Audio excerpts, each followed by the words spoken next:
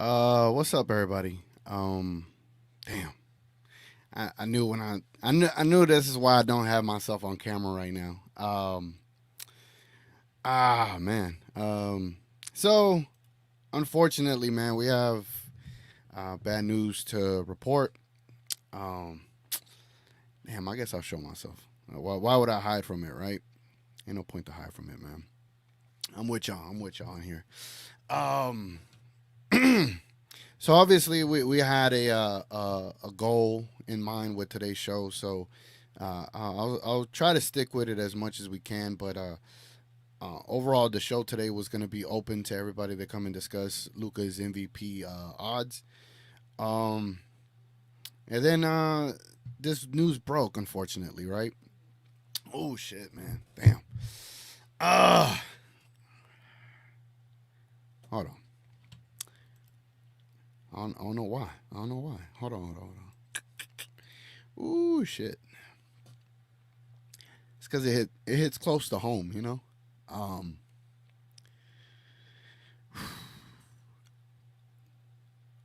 it before I went live, I was like, all right, I think I'll be all right. I'll be able to speak on it. It hurts to hear this stuff. You follow these players' story, and then you get caught up into their story. You get to learn about their background. You get to see the things they go through and whatnot. And like you know, um, and let me drink some water. Damn, man.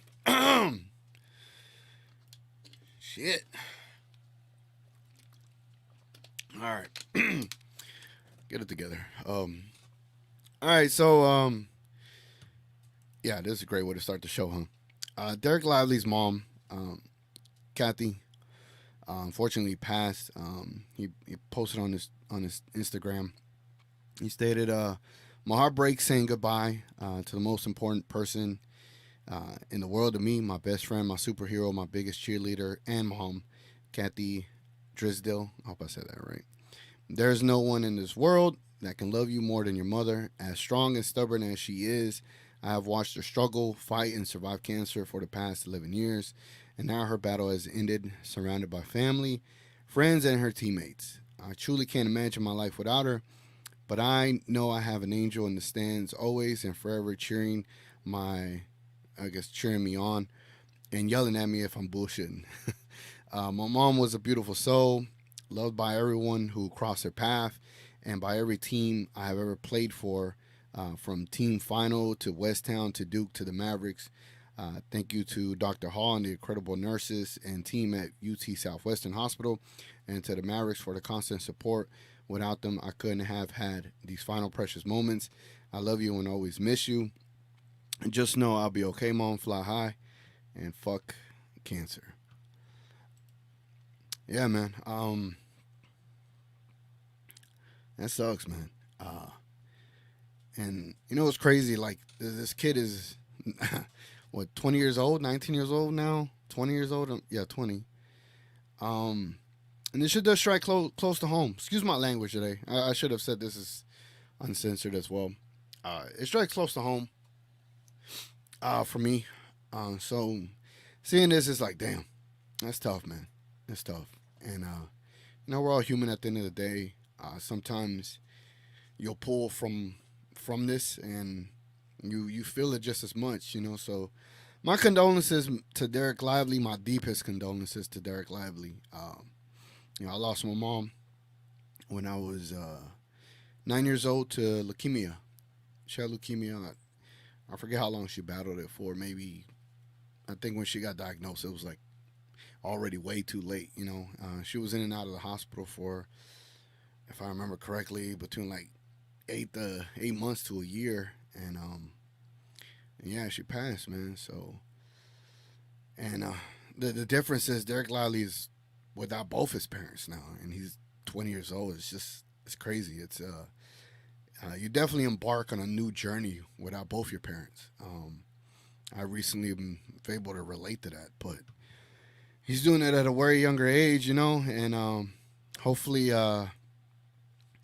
again, I think he has a great supporting cast and team around him. with us as Mavs fans, and then with the Mavericks organization, and everybody, everyone that he mentioned. I know he has a great supporting cast for him, so I just feel bad, man. I feel bad for Derek Lively, and like I said, you come to learn about these people, man, and it's like we recently just saw him and his mom do an interview at the All Star game. So she looked fine, like, and that's the crazy thing about these things. Like, individuals look fine, and then they pass from something that was never, mentioned. And yeah, we knew she had cancer, but ain't no one expected like this suddenly, right? So yeah, man. My condolences to the Lively family. Again, I'm not making this up. Like, I legit feel this, and I feel sorry for him, man. Not for him, but I'm just sorry that he's in this circumstance, and hopefully everything is better for him. Uh, where do I go from here? Like, I don't even like. Do we still want to talk about the Luke MVP? Obviously, we will. Um, but shit, man, it's whatever y'all want to talk about, man. Um, like, I created like this whole thing for the Luka MVP, and yeah, we still will, I'll get there eventually in this video or in this stream. Um, how about I open it up to reading comments, and kind of getting your vibes on how y'all feel about the loss, and then after that we could pivot to the purpose of the show today. I know I said I wasn't going to do a pregame show, and that's right. It's not a pregame show. I won't be talking about no damn Detroit Pistons today, Not talking about no Detroit Pistons today. I really just wanted to push the agenda and propaganda for Luka's MVP. But man, this news was so sudden, and if I didn't give it time, well, it would have definitely felt wrong. Like, we're all Mavs fans for life. We're all a family here. Even those that dislike or like the Mavs, like, if y'all dislike or like my show, whatever the case may be, like, this supersedes all that. This supersedes all that. Like, losing a parent, yeah, it's tough, man. It's tough. Let me answer this super chat here, man. Thank you, Master Fame. It don't feel right hitting the sound effects, but I hope you understand, man. But thank you. He says, when my grandma passed, I was an absolute wreck, and I still break down every now and then. Much love to D Live. Facts, man. It's facts. It's tough, bro. Missing a loved one, that void, it's indescribable, bro. I still struggle with that with my pops, But yeah, like I said, I think D Live has a really great supporting group around him, and I hope they just put their arms around him. They have to. But yeah, that was nice of Derek Lively to even share that. This is from the Mavericks PR Twitter channel. They tweeted, "We are deeply saddened and heartbroken by this loss. On behalf of our organization and our team, we would like to send our heartfelt condolences to the entire Drisdale family, who are faced with an unimaginable loss. So much of Kathy, her strength, tenacity, and joy is reflected in her son. She left a indelible mark on each of us within the Mavericks organization, and all of those who were fortunate enough to spend time with her. Our thoughts and prayers go out to Derek and his entire family." Yeah, man, that's tough, man. And I know he was out, quote unquote, with a knee sprain. And I know people gonna try to like piece things together, like, oh, they let him be off. Like, bro, if she was sick or whatever the case may be, that's that's obviously sensitive, private information that they should be kept between them. But um, if the Mavericks gave him that extra time to spend more time with her, again, kudos to the Mavs. Kudos to the Mavs. Yeah, I'm assuming that's what they did, and that's a great call by them. That is a great call by them, man. Those precious moments, those precious moments are tough, bro. Can't get those things back at all. Um, Thank you, Coy. $5 super chat says prayers up for D Live. Facts, man. Prayers up for him, man. Prayers up. Prayers up. Thank you, Coy. Appreciate it, man. Uh, eventually, I'll be able to lighten up and I'll be able to turn this show around. I'm saying a lot because I don't. How would I put it? Like getting emotional and vulnerable on a stream. Like this is like people could use this against me, right? But who cares, bro? Like this shit's it's tough, man. And honestly, I feel like this is a place for us to. I've always felt like what I'm creating here is a place for us to chit chat and talk, whatever the case may be. So I hope y'all look at it like that. Eventually, I'm gonna open up the show. I'm gonna bring people up here one at a time. I'll bring people up here one at a time when we get into the whole Luka Doncic MVP stuff. I hope y'all still interested in that because, what the hell, right? But when I bring people up, definitely share how you feel about um, today in the news with Derek Lively, right? Because I think we all connected to her, right? We all connected to him and her and their relationship that they had. Especially if you're a real Mavs fan, there's no way you didn't connect. You all connected. Hold my latte. Eventually, I'll play sound effects. Not right now, latte. I think you know. It says TGK, rest in peace, Lively's mother. Hope Lively is fine.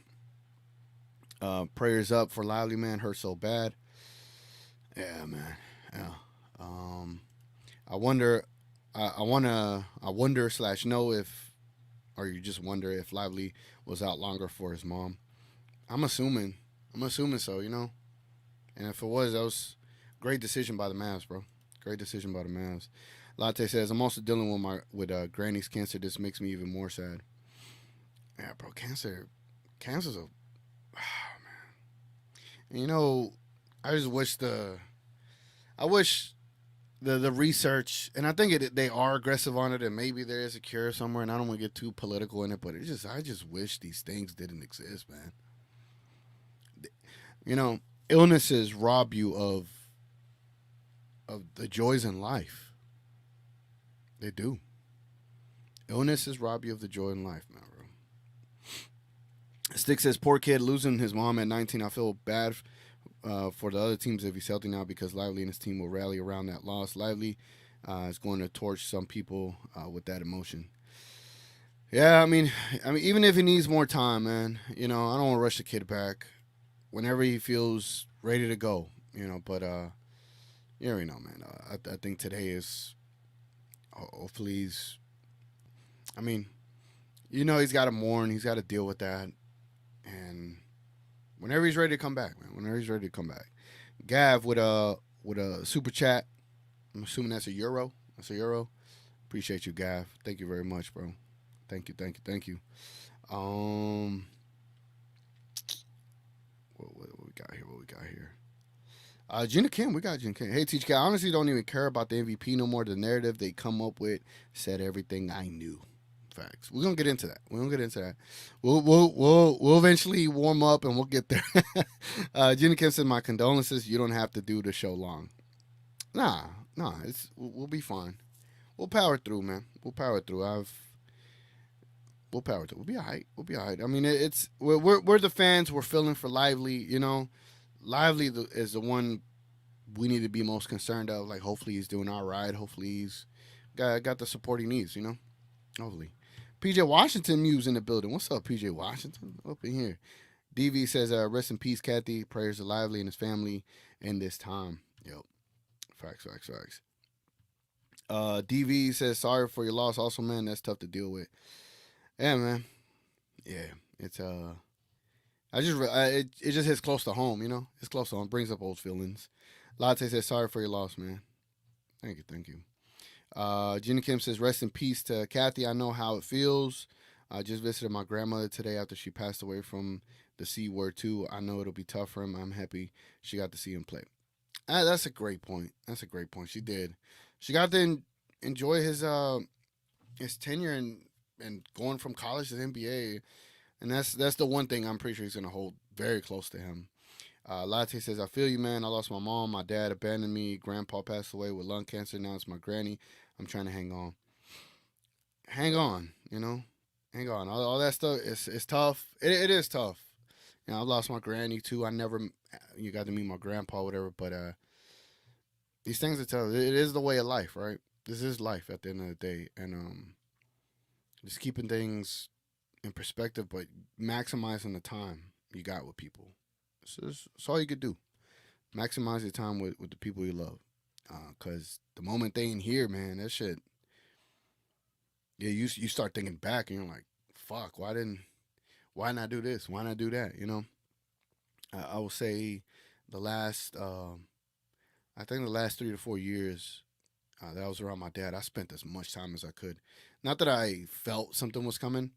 I just maximized my time with him. I took him to Vegas several times. I tried to do as much as I could, you know, and watch damn near every Maverick game with him that I could, every football game with him that I could. Just maximize your time with your people, man. That's all I could say. Gina Kim, it's tough hearing that happened when we just saw them two together. The news always hits you when you least expect it. Facts. Yeah, that's tough, man. Mass community has been rocked by this loss today. I can't believe this. Yeah, you could. I just I don't know, man. I can't find like the words to put it. But I think I said it the right way the first time. Is like you connect. You literally connect. You know, you connect to the players. You connect to their story. You connect to the people that they're connected to. You know, and basketball doesn't matter. You know what I'm saying? Like it don't matter when these things happen, and it's unfortunate. It's very unfortunate, especially right now, bro. Like I I feel for Derek Lively, bro. Like and I think Jason Kidd had said something about Derek Lively coming to the practice today. Let me see. Um, yeah, he did. Hold on, I got y'all. I got y'all. I'm be all right, man. I'll be all right. I'm gonna snap out of it here in a second. So this is Jason Kidd on Derek Lively sharing the news. Uh, Incredible woman. You talk about D Live's mom. Um, Incredible. As much as we talk about his injury, he had other things that were going on, and the world will know about his mom passing. But D Live this morning wanted to get back into the swing of coming to work. He spoke to the team before, which was incredible for a 20-year-old to talk about what he was going through off the court, not just with the injury, but with his mom. And then shortly after that, his mom passed. So just incredible of who Derek Lively is as a young man to talk to the team, to talk about his new family, or this is his new family because of his parents, passing. And for all the shit we say about Jason Kidd, dare I say he's like the perfect coach to have right now for these kind of situations. Dare I say that? Simply for the fact that he understands these players, man. He knows what they go through, um, and the way you know saying like your new family or second family. I think second family probably would have felt a little bit better, but you're up on stage. You're gonna say what you say, right? But and obviously he meant well. So hopefully no one goes crazy about specific words. But to know that your coach and your teammates, they look at you as family, they treat you as family, and the organization has already done that. I mean, us Mavs fans too. And that's got to be a good feeling in many ways. Because when you lose somebody, it's not about the words people say for me. I'm speaking from experience. It's not about what the words people say. Like, to me, it's more about just be there for me. Like, just be there. I don't need you to tell me, oh, things are gonna be better. Um, she's here, she's there, whatever the case may be. Like, just be there, give me a hug, and just make me feel like I could go to somebody. Right? Everyone deals with mourning differently. Everyone deals with loss differently. And uh, speaking personally, you just want to feel supported. And personally speaking, right? And so I think Derek Lively is going to be supported very well. And it's just I just know that through the connection that he had with his mom, bro. It's like you could feel it through the NBA, bro. It's tough. Hi Nancy, she says, rest in peace to D Live's mom and for D Live and his family. Yeah, man. Good vibes to them. Hopefully everything is settles. Um, Settles with support, for Lively. Jordan Willis says, sending love to D Live. We got to step up and show him our love and support. Facts. Facts, facts, facts. Rodrigo, my guy, says, today it's bigger than basketball. 1,000%. 1,000%, bro. 1,000%. Edison, we have to get the win for D Live tonight. Yeah, I'm pretty sure our second unit could do it. I'm pretty sure the second unit could do it, man. I'm not sure. I think Luka was sitting out, right? Let me see. Was Luka sitting out? I don't know. Maybe Grant Afseth has an update for us. Let me see. When discussing potential playing time, some are going to play a half, others not going to play at all. Luka Doncic is ruled out. Kyrie is out, and obviously Derek Lively's not going to be playing today. All right, so Luka's not playing today. School of Understanding. Rest in peace to D-Live mom. Sad. Definitely sad. Jordan Willis says her legacy lives through D-Live. She raised a great young man. Facts. Bro, the kid, very mature, bro. I love the story about how Derek Lively, like welcomed Gafford and tried to give him the ropes. Like, that's pretty dope, It's pretty dope. Gav, and says, appreciate you sharing honestly and heartfelt. My mom passed when I was around the same age as Lively, absent father. For some reason, I stopped watching your show, but randomly came back tonight. Appreciate you coming back, man. I haven't seen your name in a while. I was like, man, what the hell? Appreciate you coming back, bro. Hopefully you're ready for the playoff streams. You know what I'm saying? Hopefully you're ready, but nah, man. Yeah, you were 19 too, or 19 or 20 when your mom passed. Yeah, damn. Yeah, bro. Those things are tough, man. There's no other way around it, bro. It's like we all deal with it differently. It definitely shapes you to be the next person you become, right? There's a chemical change in your brain. Like, you become a whole different person. For good or for bad, most of the time, most people find a healthy way to deal with it. Sometimes others don't, and then that is the sad part about it. Gina Kim says, dang, man, this show will be a hard watch now. I had to hold in my tears already, but this is bringing back memories I try keeping out. Don't worry about being vulnerable. Men have emotions too. Thank you, Gina. Thank you. Yeah, I ain't Gina. That video that I had to go crazy, and I got slandered for it. Like, that prepared me. It is what it is. I don't mind being vulnerable. I do a show with y'all. It's as vulnerable as it gets. Corey says, there's always the people who don't deserve it who get cancer. It's not fair. Facts, bro. Damn. Facts, man. Jordan says, no shame in showing emotion. I've already shed tears thinking of the hurt D-Live must feel. We got to give him our love and support. Thank you, Jordan. Thank you. Yeah, I did too, but I had to go off. Couldn't see me. I had to go behind the screen where y'all couldn't see me, so yeah, that's where I went. Rodrigo said, I'm not gonna lie. Even if they gave him the rest of the season off the morn, I wouldn't care, to be honest. Yeah, I'm pretty sure they will. They will. Playoffs are what, April 20th, 21st. That's about 9 days from now. Yeah, that's even if he's not ready, bro.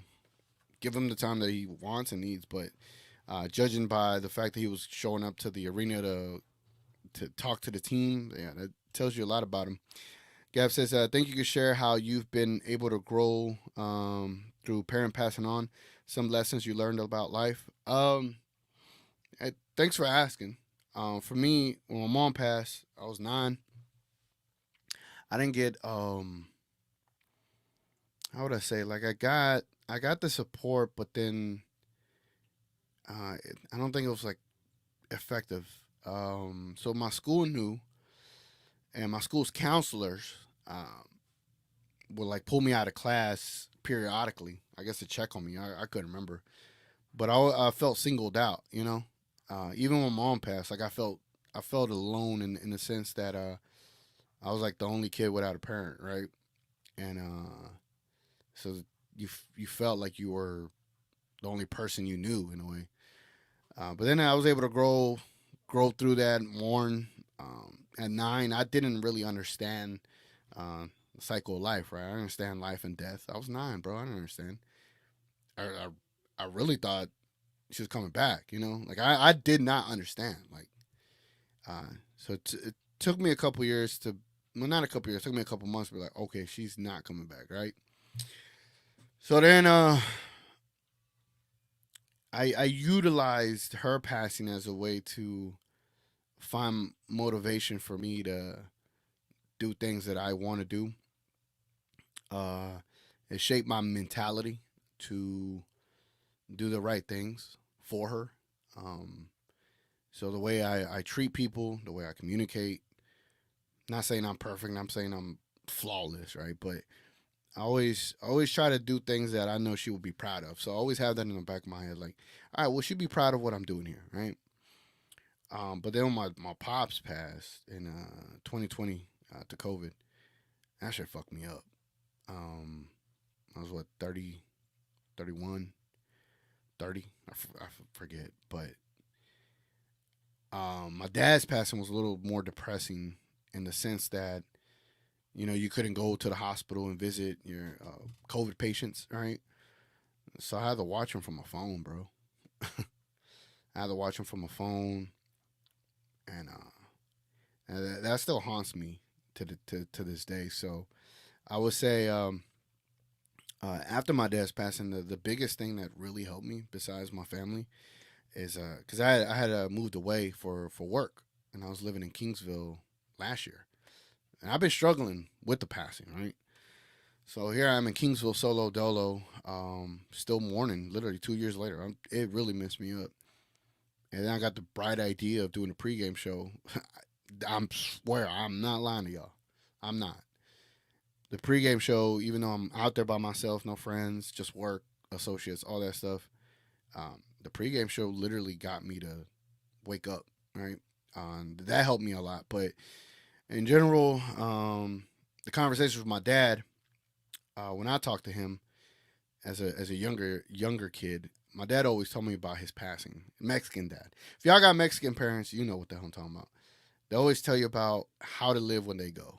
And my dad prepped me. He prepped me like a mug, bro. So I was ready for it, but I just wasn't ready in the way he went. And I'll end it here by saying this. I don't want to talk about my stuff so long. My dad always told me that he never wanted to go alone, like pass away alone. And fuck, bro, COVID made sure that it was. I know my brother got to him, I think moments before he passed, so my brother was there.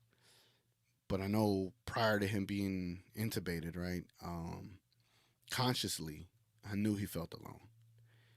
And boy, that shit still fucks me up. But yeah.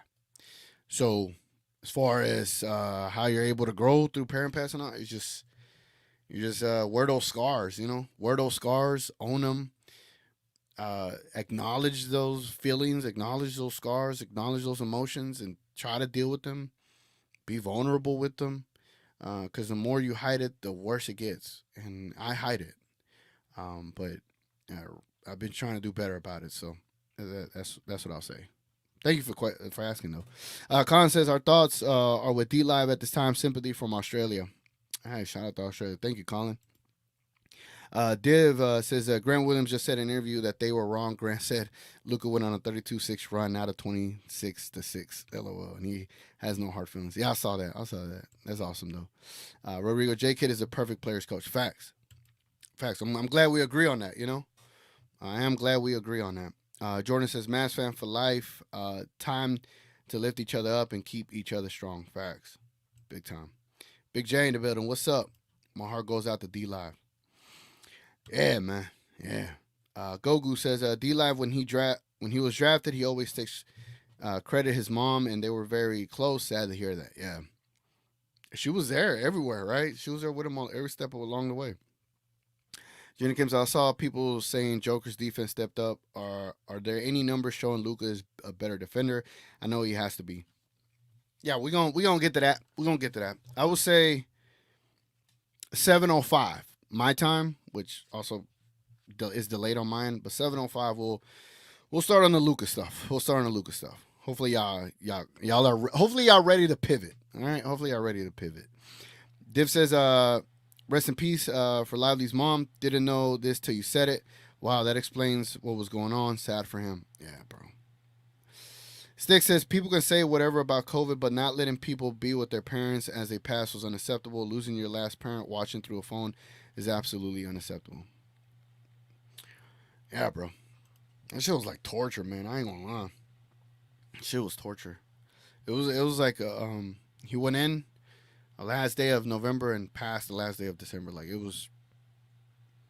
He went in and when I dropped him off, that was the last time I got to see him, bro. Like. Man. Jenna Kim says Luka is sitting out, thankfully, but I wish the rest of the starters sat out too. But I think, like Kid said, they will play some and then rest some. I hope Luka plays against OKC and get his last lick back. Nah, I need Luka to sit the rest of the way, man. I need him to sit the rest of the way. Diva says, I think it's good for PJ, Gaffer, DJJ, and the bench to get some reps without Luka and Kyrie. Facts. I agree, man. Big J said, it doesn't matter how old you are when you lose a parent. I lost my mother at 43 and it devastated me. We can't forget. He also lost his father at an early age. Peace to all of us adult orphans. Man. That fucking hit, bro. Damn. I never thought of it like that, but yeah. Rodrigo says, hey, man, your dad didn't pass alone. I know he felt you with him. Also, us as Latinos are our parents. With him, also us. Yeah. Our land parents are something else, man. It definitely something else, bro. My dad was like the life of the party, bro. He was dope. Jordan says, much respect for living in a way that would make your mom proud. I'd like to thank your mom and dad are seeing you now. Any parent would be beaming with pride, love, and respect, brother. Likewise. Same to you, bro. Same to you. Shit. World Boss, what's up? J Kid might be the coach we need in a time like this. That's what I'm saying. I'm not gonna lie, man. That's what I'm saying, bro. Rodrigo says, can prepare us as much as we can, but we are never fully ready. 1,000%, bro. Lockbox, what's up, Lockbox? Lockbox. We appreciate you. Appreciate you too, bro. Appreciate you too, man. Too much in the building. What's up, Too Much? Said, much love to you, TGK, for sharing your story. I know for sure it's helping someone right now, and prayers to D Live and his family. Yeah, man. Again, y'all can share y'all story too, bro. You can share y'all story. My story isn't everybody's story, you know. We all deal with this stuff differently. Kareem in the building, what's up? Rest in peace, Lively's mom, man. She always looked like she was such a nice lady, like a mom that would feed the team homemade meals at the games and give them rides to practice. So sad, yeah. She did have that motherly feel, bro. You cannot put a price on that, man. It's the unconditional love you get from your parents when you have, because obviously there's some people out there that don't have the greatest relationship with their parents, but those that do, that unconditional love is different, bro. You don't question how they feel about you because you know they have your best interest at heart always. Div says, sad to hear about your story with your dad, but will say this: he raised a great human being. It is clear on screen that you are a genuine person and a great person. It comes through the screen. Appreciate that, Div. Appreciate that. All y'all too, man. All y'all too. Like I connect with all y'all. It's no, it's it's like it's strange how you can feel connected to people even through just reading y'all messages. Gogu. I'm sure OKC will sit their star player. Also in the last game, Lukai should also relax. Facts. Both of them should relax. Gina says, I know Luka is third on the MVP ladder, but that's just one guy's opinion, right? Luka is still second on the bets, right? I don't know how that works, but I believe he's still behind Joker. That's just one guy. Yeah. All right, I'm gonna read a couple of more, and then we'll get started on the Luka MVP if y'all don't mind. I know I don't want to be somber the whole time. You know what I'm saying? Like, come on. Jordan says, thanks, man. Thank you for sharing your experience with us. Hey, man, no problem, man. No problem. I ain't gonna lie. I didn't even think of it, but I think that's the first time I've literally shared that on any platform in that way. So, damn. Master Fame says real Clippers fans are terrified that they drew Luka first round. I bet they are. Real sorry for the long two-part message. Just needed to vent that out. Facts, bro. You could DM me, bro, anytime, man. DV says Luka and Kyrie done for the season. They joined Harden and Westbrook and Curry and Durant to be the only duos average 25, 5, and 5. Hey, I like that. Gav says one of the lessons for me is the perception of time. People go from sorry for your loss to sometimes checking in to then moving on. It's not a criticism, but it's a reality of life. Time won't wait, man. It won't, bro. Like the older I get, I'm like, damn, I'm in my 30s now. Like, technically, like I reached half my life. Like, fuck, like you got to maximize your time, man. Maximize your time, but maximize your time with your people, bro. You could have jobs, you could have coworkers, and y'all could be best friends. The moment you find a new job, they fade. Like they don't reach out to you no more, right? You can have friends that you grew up with. The moment y'all have an issue, they fade, and they don't reach out to you no more. All these things, right? But your people, like the people you love, spend time with them, bro. Hug them extra tight. Like the one thing I wish I could do, I wish I could talk to my dad and like ask him more questions like about him. Like I feel like I learned more about like his youth after he passed, because I was able to like hear stories about him and things that I didn't know. Like you forget they had a whole different life before you came around, So that's one of the things I wish I was able to do, because I think it was during 2020. At some point, I had this idea I wanted to record record a podcast with my pops, where me and him just chatted about like his life and things like that. And I never got around to it, but trust me, I never got around to it, right? But think of it, like if I would have had that, I would have been able to go back to that and listen to that. I don't get a retry. We don't get retries, especially with life. So, yeah, man. Time don't wait, bro. Alex has got me tearing up. Love you as always, man. Love you too, bro. Love you too. Love you too. You already know, man. Junior Kim says, love these Clippers fans talking that talk, but some are also concerned. Doesn't matter. Mavs still underdogs. They can't pull the underdog card with 3 Hall of Famers on that team. We taking it home in 5. Yeah, I feel I got a prediction, but I'm gonna have a separate show for that for the Clippers. Guys, as much respect, TGK. I feel you. Smile through the pain, but be brave enough to feel. Facts, bro. All right, man. Let me read this one, man, and then we'll get started on the Luka stuff. Master Fan says, my biggest lesson I tell my kids is friends come and go, but family is forever. I literally said what you just said, and you said it before me when you wrote it. Don't live your life based on what others think it should be. Facts, bro. Facts. All right. Woo. All right, man. Let's go ahead and let's officially start the show. Let's talk about Luka Doncic MVP case. I'm gonna open up the chat as well, so anybody that wants to come on here, talk about Luka's MVP, and then also share some thoughts about Derek Lively's mom passing, whatever the case may be. Let's get it rocking and rolling. Appreciate y'all being here, man. If you haven't hit a like on the video, definitely hit a like. I'm not gonna ask that too much tonight, but yeah. Anyway, let's get this rolling. Head.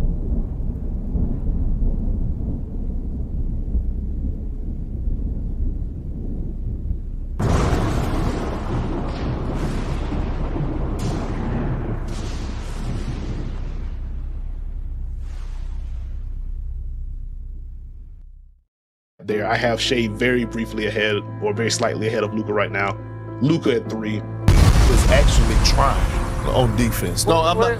No. What? Well, I'm saying we're supposed to give him a pat on the back for trying. Yeah, because we saw him earlier in the season. He wasn't trying. Like he was getting picked on. And so, that's partly the reason why he's not going to win MVP. But Luka and all the stats he puts up. But if you want to make the case for a guy like Luka Doncic, we got to change the name of the award from most valuable player to most outstanding player. Value is rooted in wins, and nobody's winning more in the Western Conference than the Denver Nuggets. Everything you've seen in Denver, he should have won it last year. The voters owe it to correct that. I know everyone's going to say you're getting on Embiid. I'm an Embiid guy, but we saw what happened once we got to the playoffs there. Embiid completely. It's a regular season award, though, Joe. You can't do that.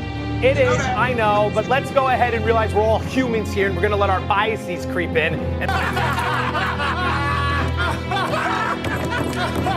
But if I had to go to Positionless. Anthony Edwards, if I had to go to Anthony Edwards and Shea Gilgeous-Alexander Over Bronson?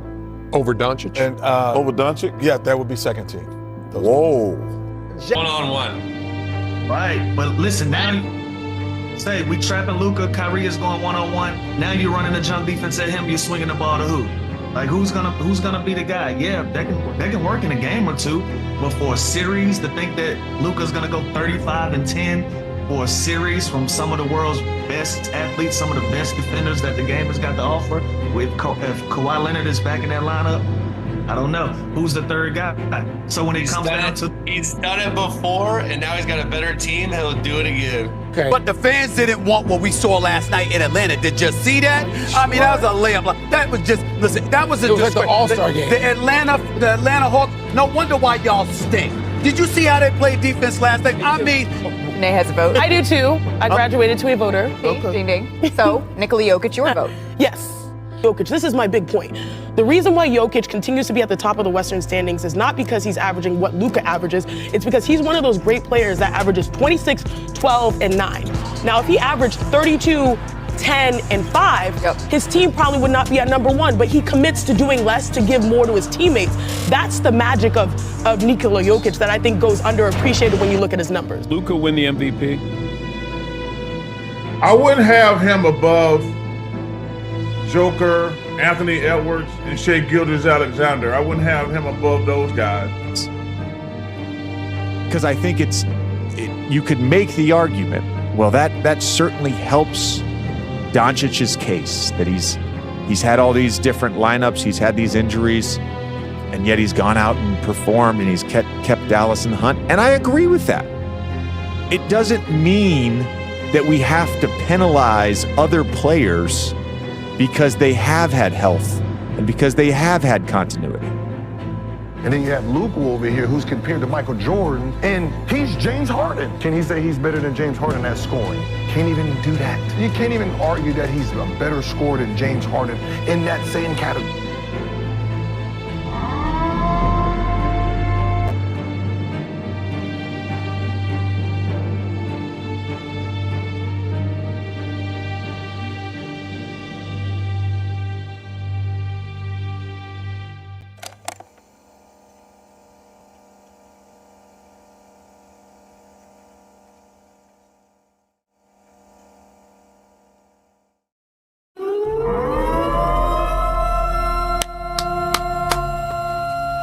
All right, man. All right. I put that whole thing together. Pause. Whoa. Whoa. Whoa. Whoa. Whoa. Oh, no. That's right. Timmy is right. I put those whole clips together, right? I promise you, I could have found more. I promise you I could have found more, man. But you saw that. It was like literally 4 minutes, 5 minutes of pure, utter, unadulterated garbage from these national media heads, bro. Shit's wild. The shit was wild. So I would love to get into my takes as to why I feel Luka Doncic is MVP, right? But I am going to post the link in the comments below for those that want to hop on. I'm going to bring you on one at a time. And I want you to give me why you think Luka's MVP. I want you to give me context behind it. You could give me analytics, stats, all that. I want you to make your argument for why Luka is MVP or not. Whatever the case may be, right? So be open to jumping on the show. I'll bring you on one at a time, and then if need be, we can make it a round table at the end. But I want to hear from a few of y'all, and then I want to share my takes on why I think Luka is MVP, man. So, all right, we already got a guest already right off the top, man. Hey, what's up? We got the homie Coy in the building. What's up, Coy? Hi, TGK. Can you hear me? Yes, sir. Yes, sir. How you doing, bro? I'm pretty good, man. Just waiting on the game tonight to see how the others play. The others play. Yeah, man. Yeah. Yeah, man. And I was watching that clip that you're showing everybody, and it's the amount of ignorance that can be in one clip from people that are supposed to know what they're talking about and are paid to know what they're supposed to be talking about. Yeah. That is absolutely embarrassing. But I will tell you one thing. You don't think Luka Doncic sees all this hate that he's getting? Kyrie doesn't see all this hate that they're getting? I don't think that they understand what they're doing by doing this. Do you understand what I'm saying? Yeah, motivating.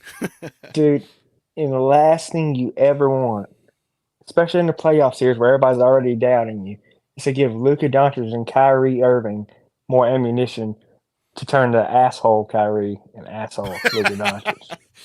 Man. So, Tell me I'm about sorry. it, bro. Tell me about it. I'm just ready for the playoffs to get here, dude. I wish we could fast forward to Saturday or whenever we play. I know, bro. That's why I'm at. I'm like, let's get past these two little games. Let's get this playoff started, you know? Yeah, man. I'm just ready for it to be over with. Let them get some rest. And when we are in the conference finals and Luka Doncic outplays Nikola Jokic, that's when the MVP will show who the real MVP is. Facts.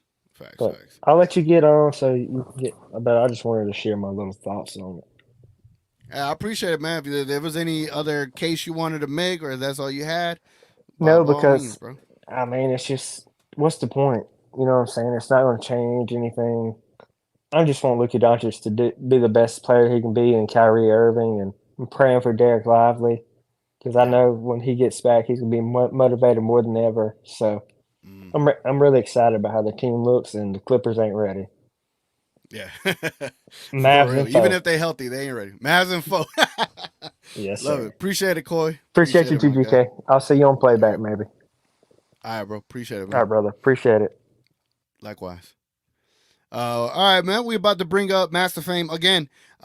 If you're in the background, don't feel like I'm not gonna get to you. I'm gonna get to you. Definitely just want to hear from everybody as much as possible, and even when the Mavs game starts, I'm not stopping the show. Like, it's the Detroit Pistons. Anyway, what's up, Master Fame? What's going on? What's up, TGK?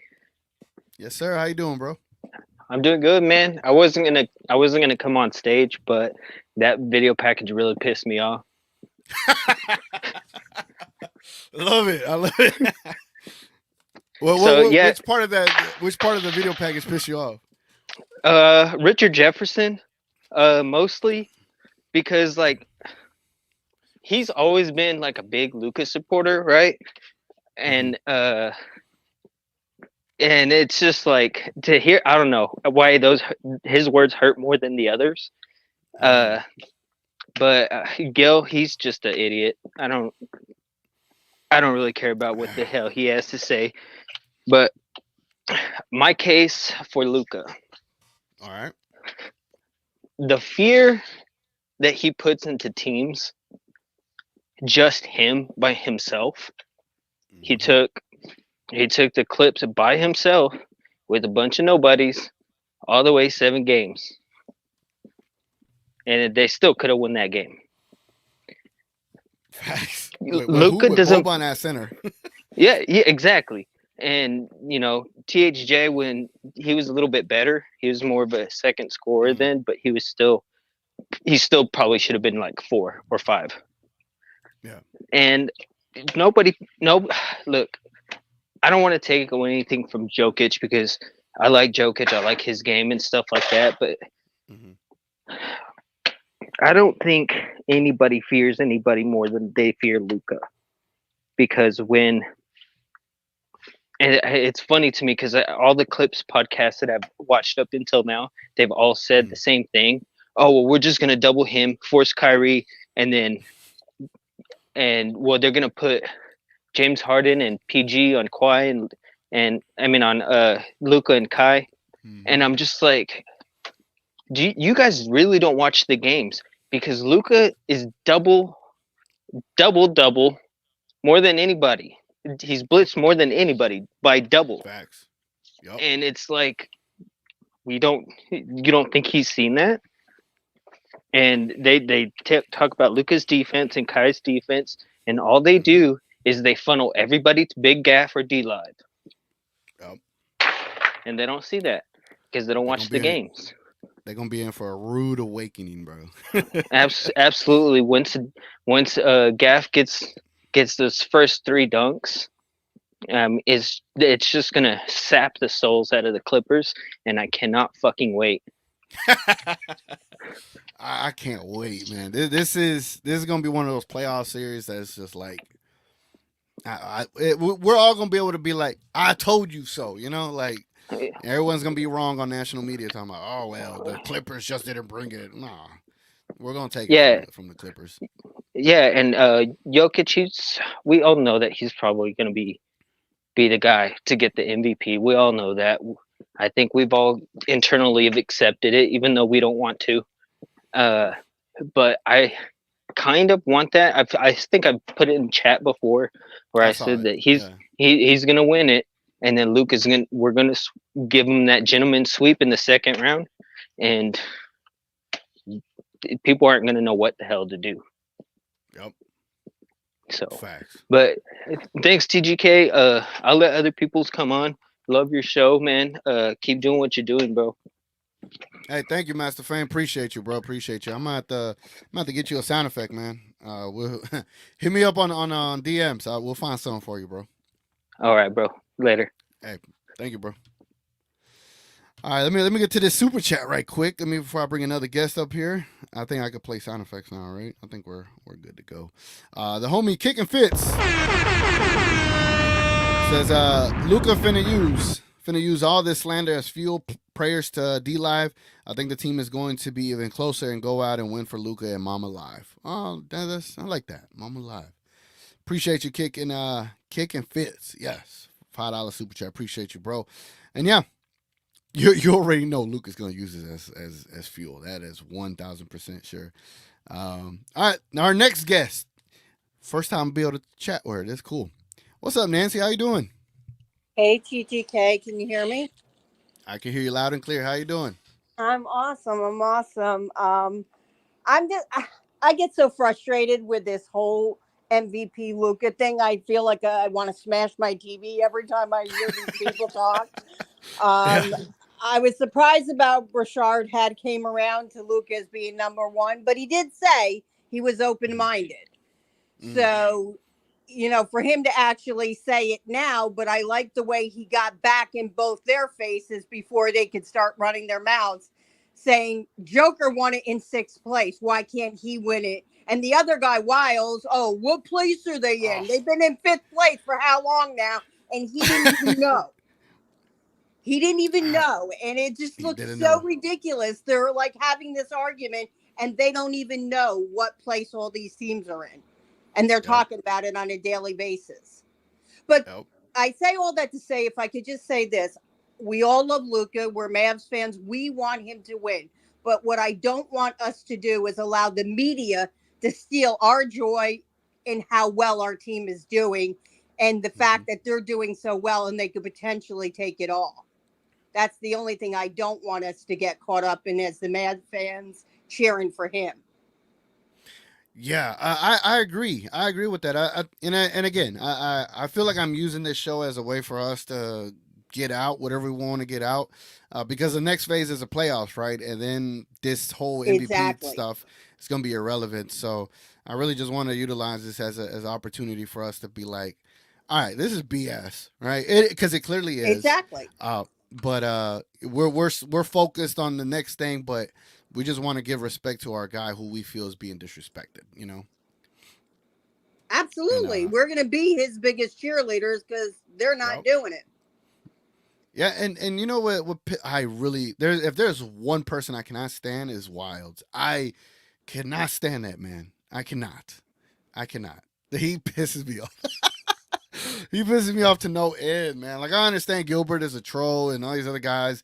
They're careless with the words, and I think they don't understand how it means, what it means to like the fan bases and these us as fans that are root for our guys. But Wilds is straight up the worst when it comes to this kind of stuff. And Keyshawn, but Wilds, he's been at it since Luka got in the league. Yes. He tries to play all innocent and I'm the quiet guy over here. Yeah. Yeah. I guess he's done a good job with it, right? Yeah. But if I could just touch on D Live, because I don't want to say that I can understand what he's going through, because I never want to say that when someone's going through grief. But my mom passed of cancer. My brother passed of cancer. And then a couple of years ago, my son passed away. And there is nothing like losing a child. I don't care who you lose in your life. There is absolutely no loss like losing a child. But what I can say about D Live and what Jay Kidd said today, where he showed up at practice, and for people wanting to be as supportive as possible to him, but you can never put a timetable on somebody's grief. And when my son passed away, it was like any other ordinary day out there. I got up, and by 1:30 in the afternoon, he was gone. And he died on a Thursday. And this is when COVID, he didn't die of COVID, but when he died, it was like COVID just hit and everything was shut down. And he didn't live near me. He lived in Minnesota. So I couldn't even fly there to do anything. But I say that to say he died on a Thursday. I left work because I was in the middle of meetings. And by Monday morning, I was back at work. Now, to people, that might sound absolutely insane, but I say that to say this. I had cried from Thursday to Sunday to Monday. My daughter and family came. There's only so much crying you can do before you pick yourself up and have to move on. Because life doesn't stop because we lost somebody. And some of the best support that he might get is from his teammates. You know, there's people that have lost their parents that might understand not exactly what he's feeling, but understand. I think you don't hear Kai talk about it too much, but he also lost his mom when he was really young. So we all know how compassionate he is. And D Live personally said, even during the All-Star break, that when they're on the road, he's the one making sure everybody's all right physically and mentally. So we don't know when he's going to come back. No rush, because you can't put a timetable on grief. But it might be what he needs to do to think about something else. And that was what it was for me. I needed something else to think about besides just to cry, because the emotions are going to come, and they're going to come automatically and unchecked, as you know. You're not even expecting it, and then all of a sudden it's just there. But I don't want to take all your time up, because I know you got a lot of people here, but you know. But thank you for sharing that, Nancy. That was sad to hear. It's tough. My condolences. I could never. I don't have kids of my own, but it's like I couldn't even imagine. Put it like that. There's no words to put there, but appreciate you sharing that though. I really do appreciate that. I can honestly say the one thing that gets me through everything is God, and for everybody it might be a little different, but that's what works for me.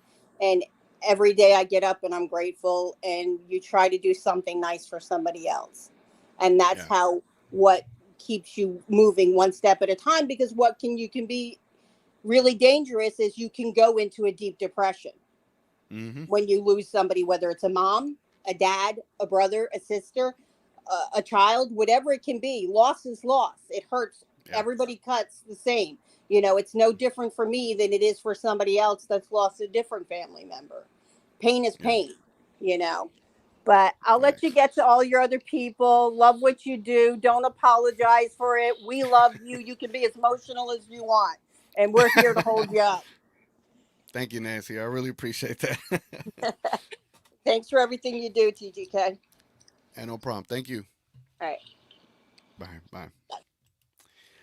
Oh, that's awesome. That is awesome. What the hell, man? What the hell? All right. Where do we go from here, man? Where do we? Let's bring on another guest. I think y'all know who this is. Y'all do know who this is. Hold on. Here we go.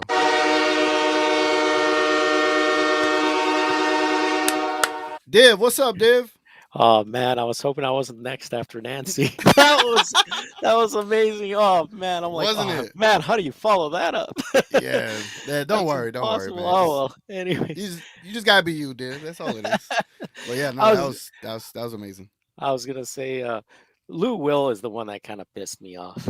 Oh yes, do tell. I'm glad I included this him. guy's sitting there saying the Clippers, no way he's gonna get 35. What did he average? Like 33 with a game where he didn't play because he got injured and he had barely any points. I can pull it up. Luka averages versus. And by the way, you know who we used at center? Boban and Powell. And then people are going, "Oh, he was a machine." Do you see what a machine Kawhi was? Yeah, who wouldn't be a machine? How would Luka do against Boban and Powell as the centers he's going against, right? Mm-hmm. And then the other thing that pissed me off, goes too, the stats right here. Yeah, like that's ridiculous. And he had worse teammates. Like he had worse teammates when those numbers were being put up, right? Yeah. And by the way, PG was younger, Kawhi was younger. Kawhi didn't have an ACL injury back then, right? Bro, against the Clippers, he got 41. What is it? 1, 2, 3, 4, 5 times. Like, I mean, this 40 is points against the Clippers 5 times. What a dumb comment. Lou is so full of it, man. He's so full of crap. And then the other one, first team All-Star. That's ridiculous to me on TNT there, the crew there. Sitting there saying, Kenny. "Oh, yeah, you got to give it to Ant-Man and SGA as the first team All-Stars." I'm like, what? So you lead the league you lead the league by far in scoring over Ant. By far, it's not even close. SGA is dropping like a rock. He's not up there anymore. Assists, he's second in assists, but that's not. No, you don't get first team All-Star with those numbers, which are the best you've ever had in a career. Right. And meanwhile, you get that first team All-Star last year without making the playoffs. How does that make sense? It make sense. They're so freaking dumb, man. That makes no sense. And another one, Shaq sitting there saying, "Oh, SGA, who does he have? Who's his second best player?" I'm like, last I checked, SGA finished ahead of the Dallas Mavs last year, didn't he? So he had a better team than the Mavs, right? Yeah. So Luka took a team that wasn't in the playoffs or in the play-in and got him to 5th place with a hugely injured roster. SGA's roster is what? Been most healthy. I haven't heard of any major injuries for them, right? Until the end here, where they're sitting them off to get them rest. Yeah, it's just, I don't know. It just makes me sick, man. It makes me sick. I don't understand it, to be honest. I don't know what it is about Luka. That maybe it's his attitude with the refs and shit. And people don't like the complainer, right? I don't know. It's something, man. I think it's also maybe more. It's his personality with the media is just he's dry on purpose. Yeah. Right. He's dry on purpose because he knows they won't ask questions, and if he's boring, they're not going to keep talking to him. Right. That's a great point. Great point. Yeah, he knows what he's doing. Yeah, he does. That's very strategic. Yeah, he purposely plays plays that role, and he just doesn't want to have to discuss and talk. Yeah. He's like, I'll let Kyrie Anyways. do it. Yeah. Okay, man. Looking forward to the game tonight. I'm hoping Omax plays. Yeah. He might go hard because of Lively. He's close to Lively, right? Those guys are buddies. True. So that'll be interesting. Yeah, definitely want to see the young guys in the game. So, but Yeah. I don't want to see Gafford play more than 15 to 20 minutes. Like that's first half minutes, and that's it. Get him out. Yeah. I see a lot of Powell and THJ and all those guys. Yeah. Maybe like, Hardy go will beat drop these a 30 Pistons. Go beat these Pistons. Y'all used to be starters. Y'all can still beat them, bro. Let's see if they can. Hardy will have a good game. That'll be interesting. Yeah. Facts. All right, man. All right, man. Thank you, Dave. I liked your comments and everything today on your personal story. That was awesome. I appreciate it. Same man. with Appreciate Nancy. it, That was good stuff. Okay. Yeah. Take Thank care, you, man. guys. Bye. All right. Appreciate Div there hanging out with me. Let's bring on another guest. Again, I put the link to come up on the show if y'all want to make a case for Luka or talk Derek Lively's mom, whatever the case may be. The link is down below.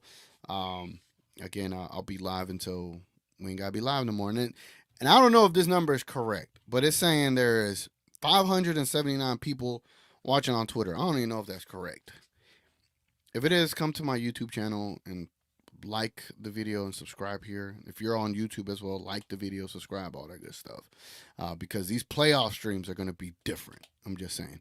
Anyway, let's bring up the next guest is Sticks. Salute to Sticks. What's up, Sticks? What's up, man? How you doing, bro?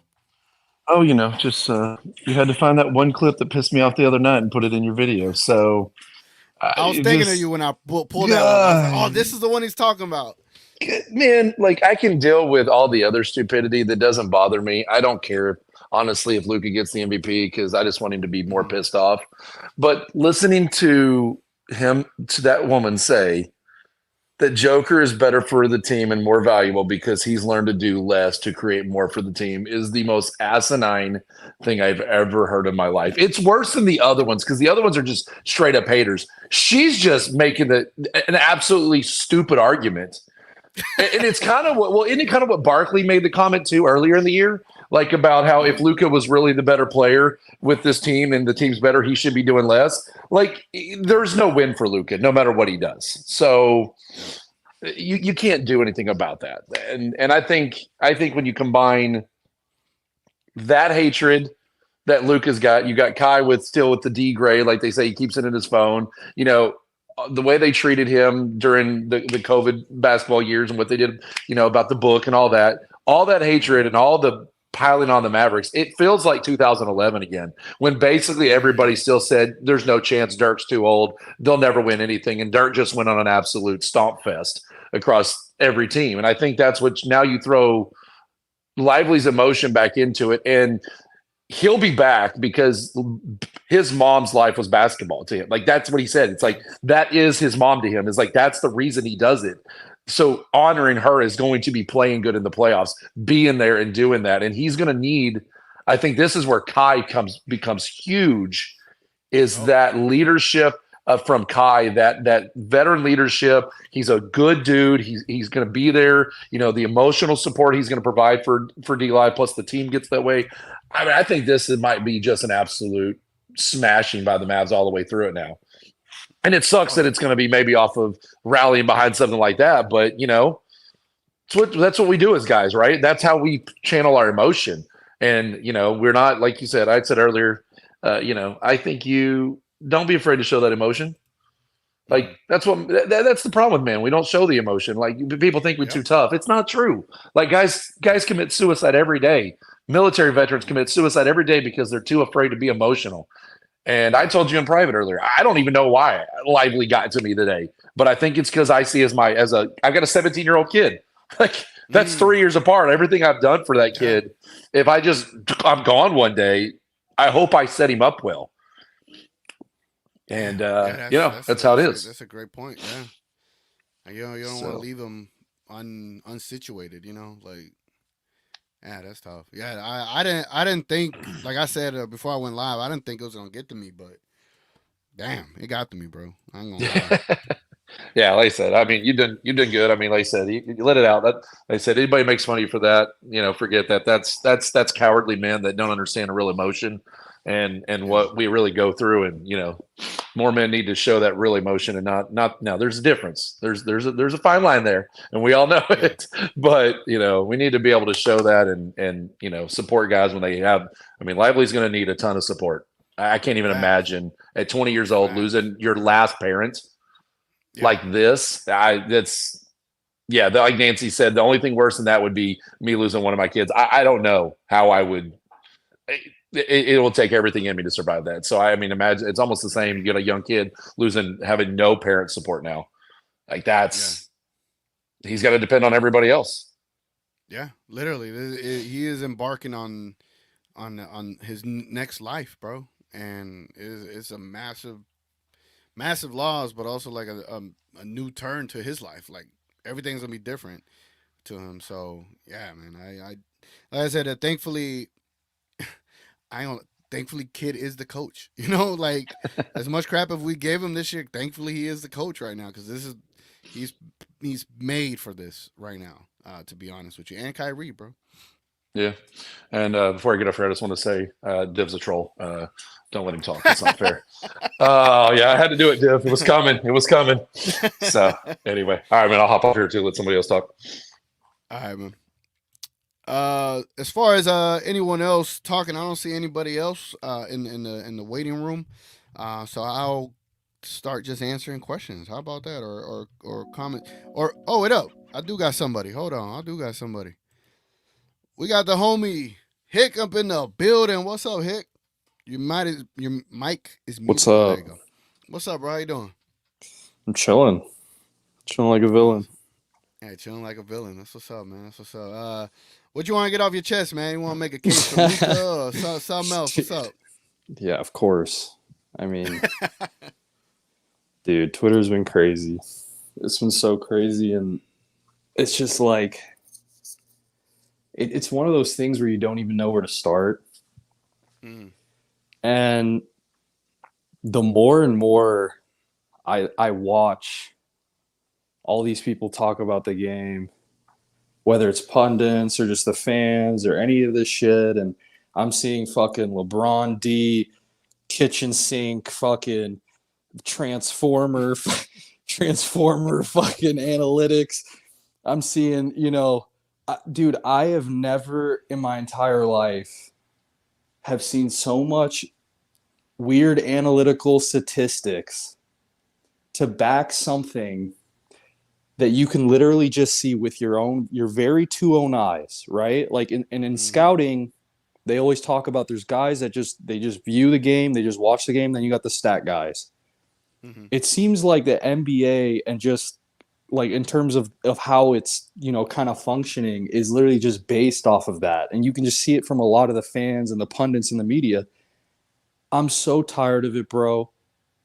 There's no doubt in my mind, if you do not think Luka Doncic is the MVP, you're absolutely fucking nuts. You can't be okay in your head, bro. This guy played his fucking ass off this year, and there was seriously questions of whether he could get to another level, which that is a question, because dude, him being a professional before and you can peak, and if that was his peak, if he was a 29-9-8 guy, that's fucking unbelievable.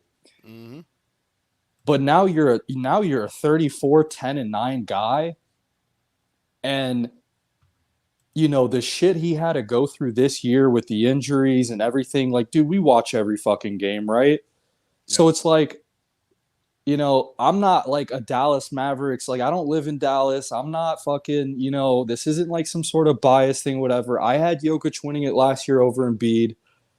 There's no doubt in my mind. There's no bias here. Luka Doncic is easily the MVP. It shouldn't even be a fucking question. It shouldn't. Thank you. It should not, bro. It shouldn't be a question.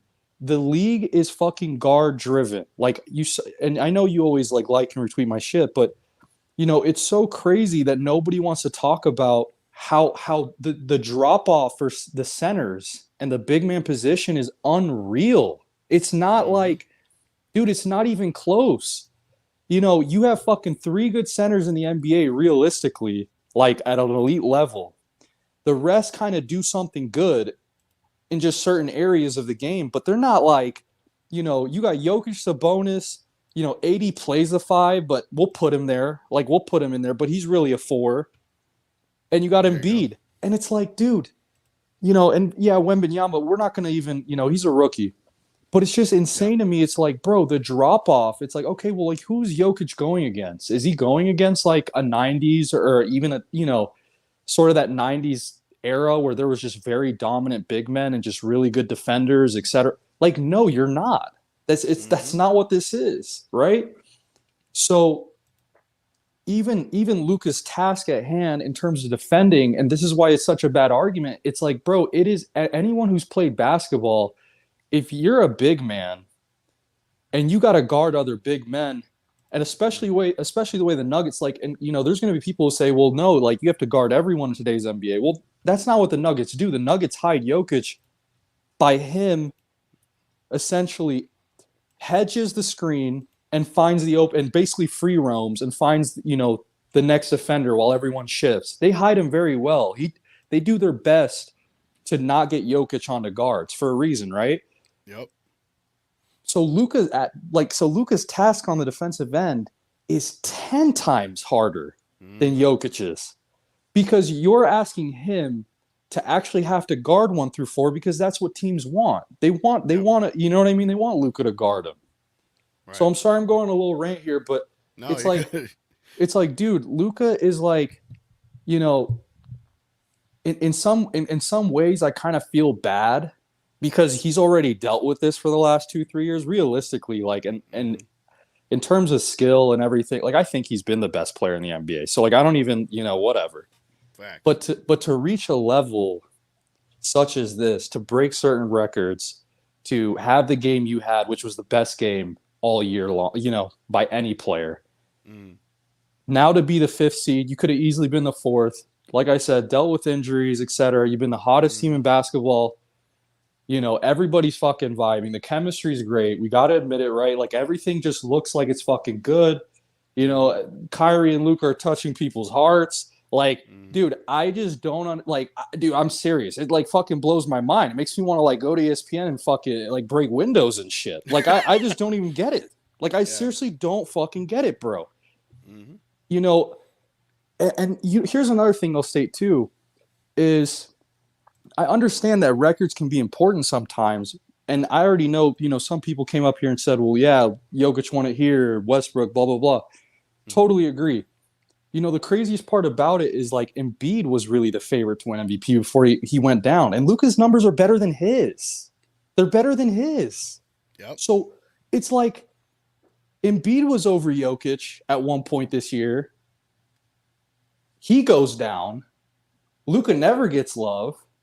Now it's like the most perfect time to give him love. And then they drop him down under Shea. Like, dude, dude, I seriously am at a loss for words. And I just, I'm not going to go on your show and be controversial and, I'm not going to go there. But it is what it is, bro. I hope some way, somehow, I obviously don't think it's going to happen. But, I really, one of the things I really hope for is that the league eventually goes away from this sort of big man kind of like landscape. I really do. Because we were talking about it in our group chat. And I was kind of like, this is what I stated. I was like, well, dude, to be honest, if like shit keeps heading in this direction, Wemby's going to win like 7 MVPs. Yep. Because not only is he the best defender in the NBA, right? Like he should probably win defensive player his rookie year. He's not going to, but he probably should. Should, yeah. So, and I'm sitting there and like, and dude, the way the kid's playing in about a year, 2 years from now, oh my gosh, like that, he could pass, he could fucking, he could do everything. Yep. So I'm sitting there like, bro, if this is big man totality kind of thing, and they're gonna reign and then this motherfucker's gonna win 6-7 MVPs, bro, and it's gonna be impossible to get it as a guard. Yep. So it is what it is, bro. I'm talking too much. It is what it is. No, and all right. So the MVP award to me it has historical meaning. It signifies a time in the game. And yeah, I don't want to say her name 'cause I don't want to call her out, but she tweeted something about, Luka's 25, he's gonna have another chance at this and this and that. And I'm like, no, that's like waving the flag. Like, we don't know if Luka's gonna be healthy next year. We don't know if Luka's even gonna have remotely this good of a season. And second, Yeah, 100%. Wembanyama's right there, so this might be literally the last chance for Luka to get it. Like, yeah, he'll be in the conversation, but this one is like undoubtedly, like, it shouldn't even be a question. Like, when Nash got the MVP, does he play defense? He had like 16 points and like 14 and that's assists, like, and he got MVP. And Nash and Shaq, that's like, like, I understand the arguments. Like, I get it.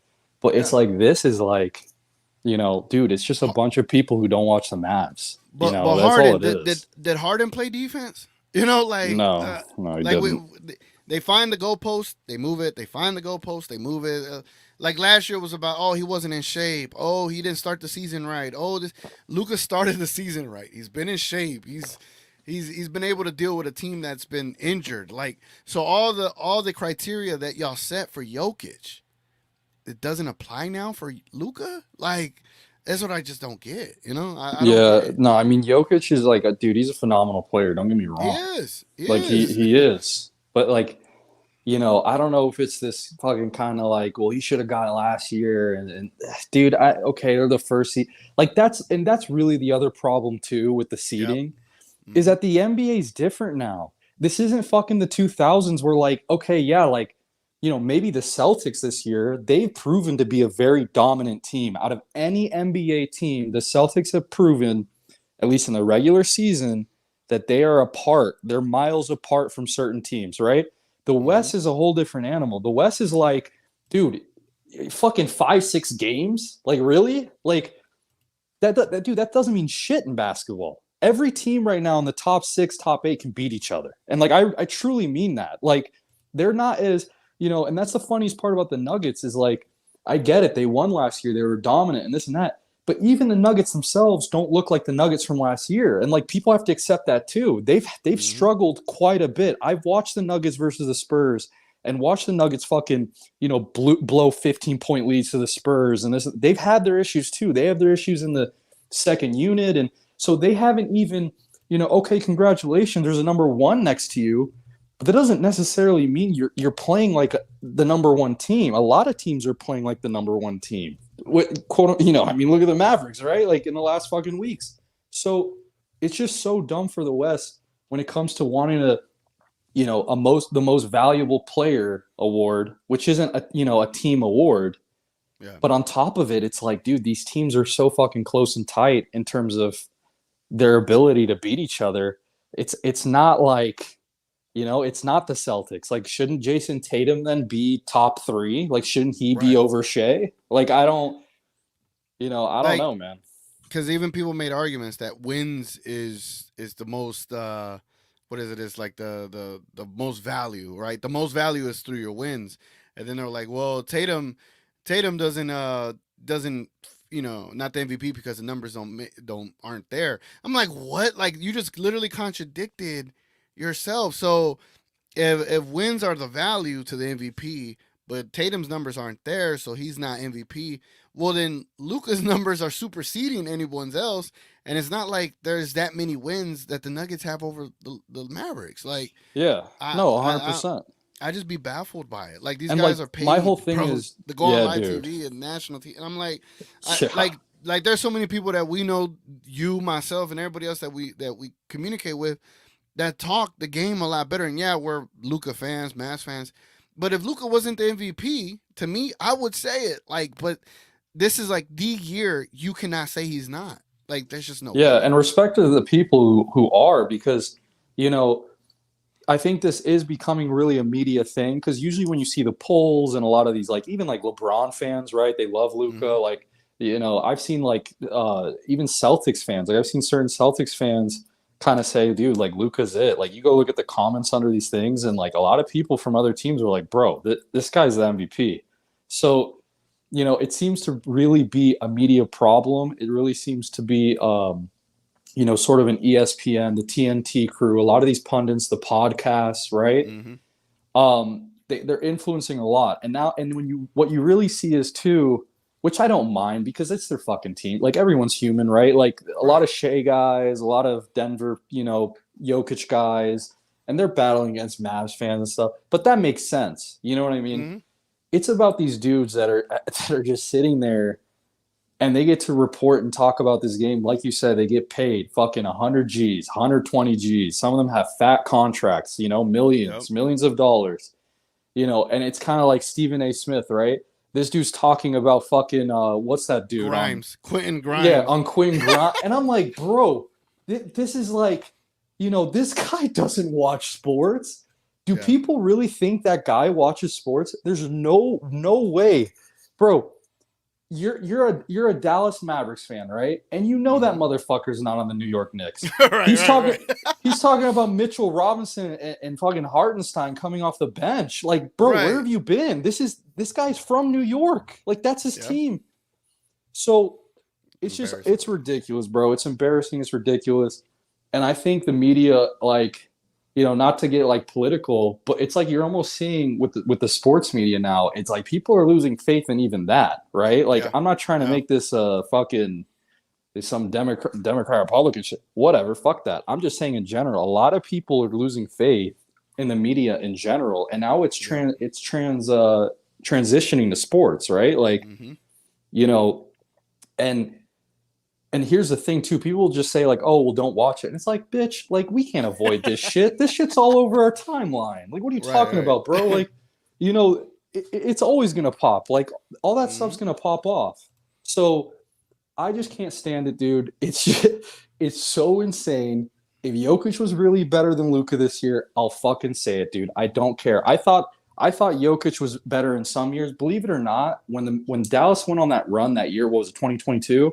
I actually thought Luka was better than Jokic that year when he won MVP. So I did too, bro. So it's like, okay, he's young, blah, blah, blah.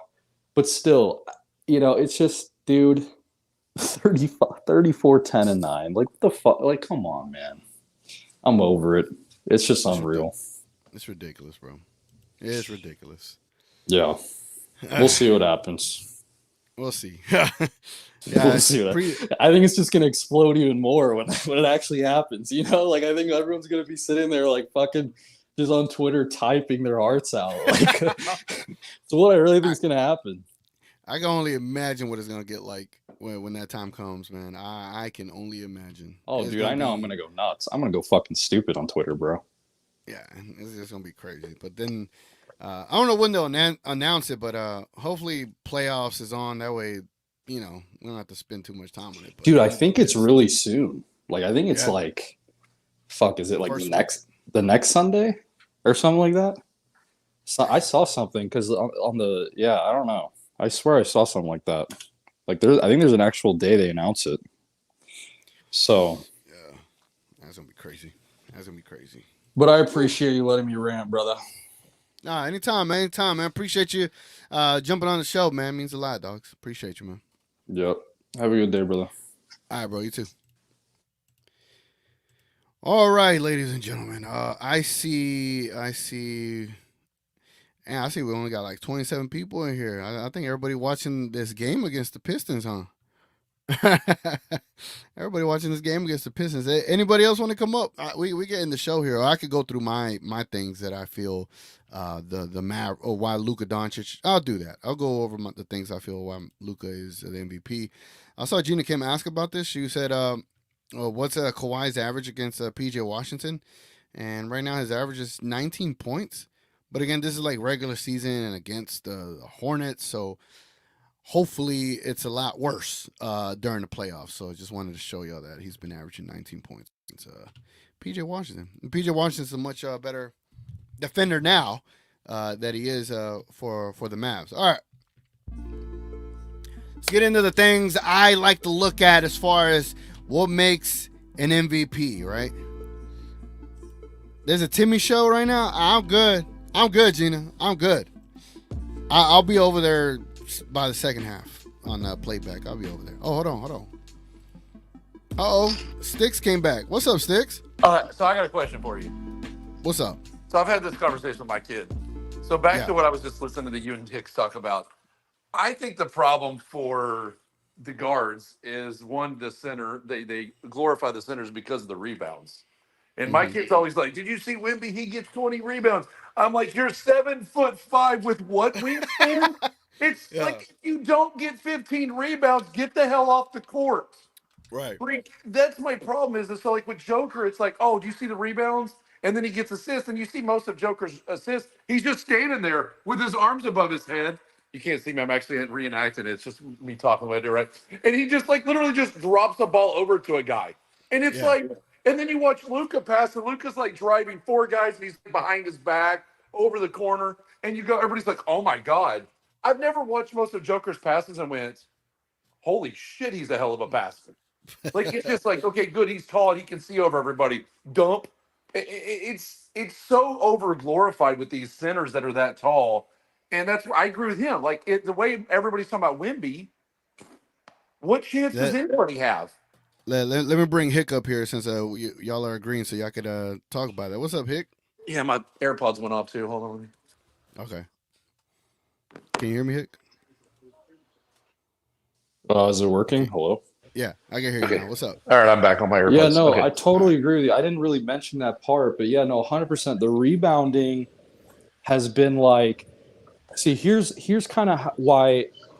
I'll tell you my analysis as to why I have, like, how do you say that? Like the MVP criteria, right? Here's my thing.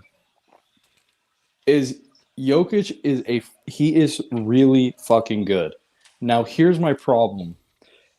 Is for me, I always put Jokic and Embiid, and I put Giannis in there because I think I'll consider him a big man, even though he's got a big man to play with. But like, we'll just put that three.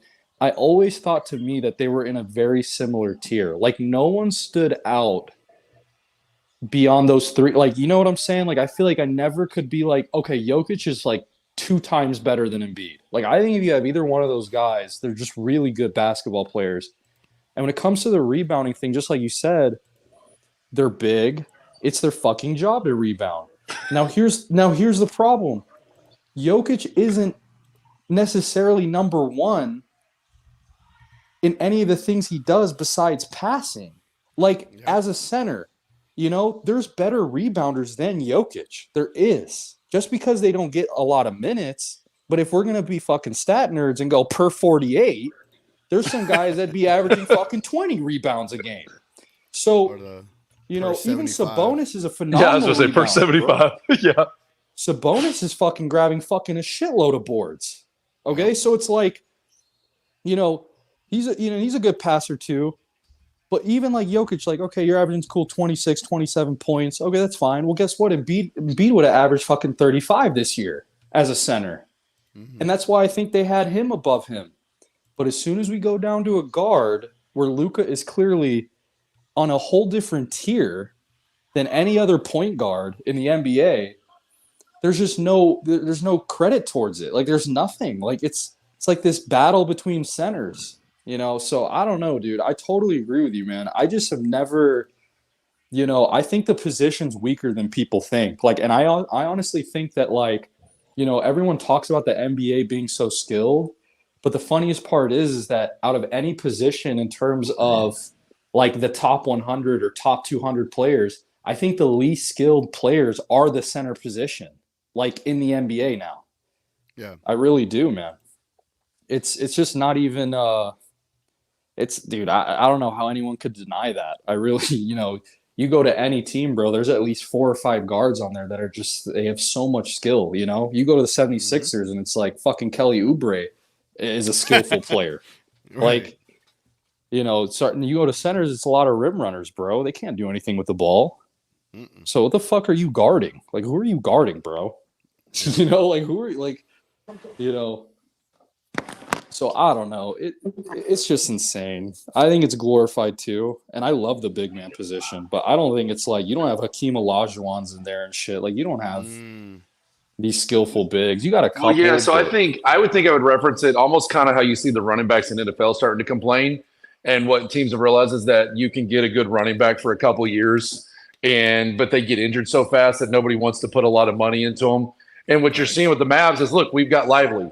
Kid may be a rock star and he may be the best center down the road. Who knows? But he's good. But the problem is when centers play tough in the lane now because the offensive foul calls are so dominant that they foul out too easily if they're going to play like old school centers. So you need a two-man rotation of two good centers. You don't need an elite center anymore. And so there's too much reference of this, oh, you got to have this great center. No, you just need good, tall guys that can body up people and make some dunks. Because look at Gafford. By the way, did you notice he lost the streak again because of the Luka doesn't play again in the first layup. He misses again. He loses the streak. Wide open under the yes, but what is Gafford doing? He's dunking and he's blocking. Like that's what he's doing. And that's all you need. And you need a couple of good ones that can just go full bore energy, but you don't need it. And because guards, like you said, and I think Luka gets screwed over because they think of Luka like point guard because he's always handling the ball. And we've had such a history of point guards didn't really shoot a lot, and they would pass and they would distribute. And so everybody else they would say everybody's involved. Yeah, except when you have a point guard that can distribute like a Steve Nash and all these guys could in the past for the Mavs.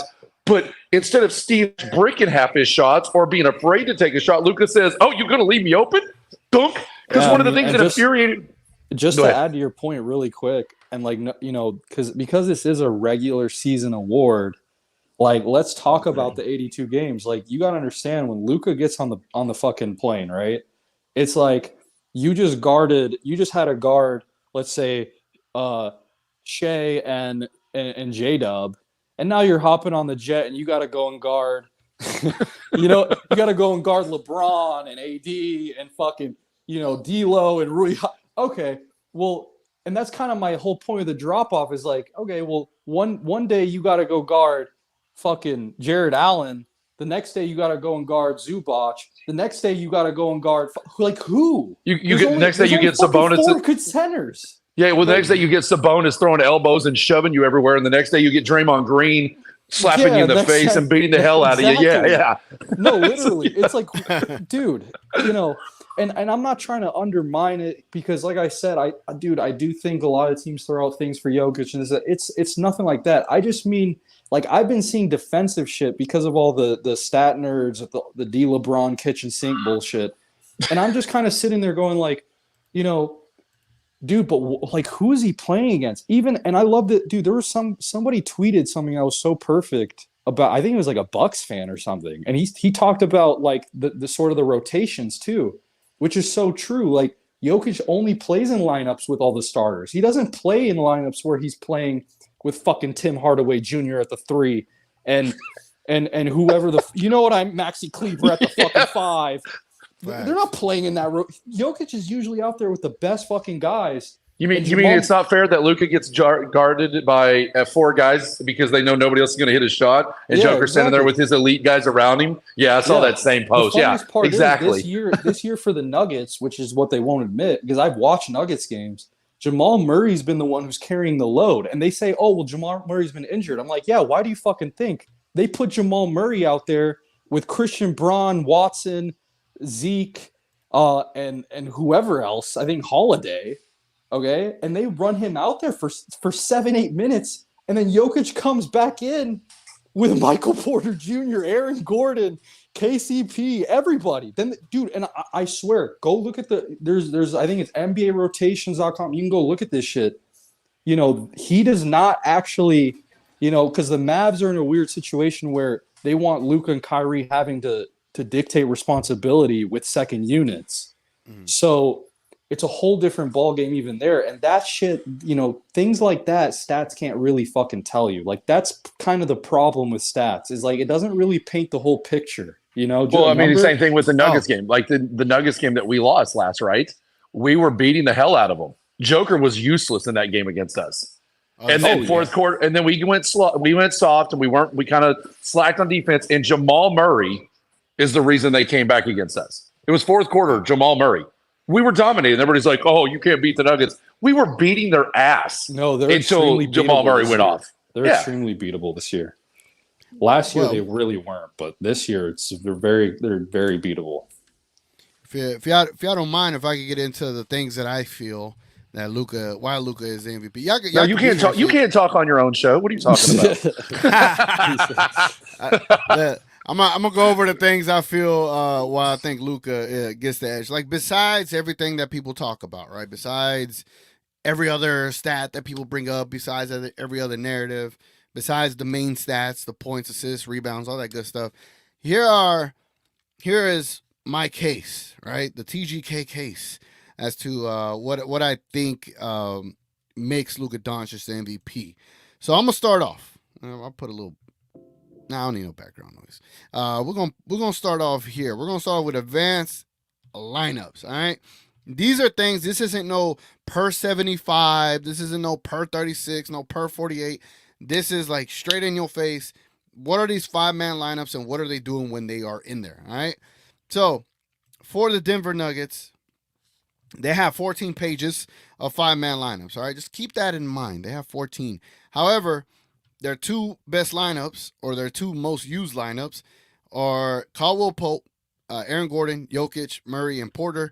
They played 46 games together, and they have a total of 913 minutes together. All right? Just keep that in mind. All right?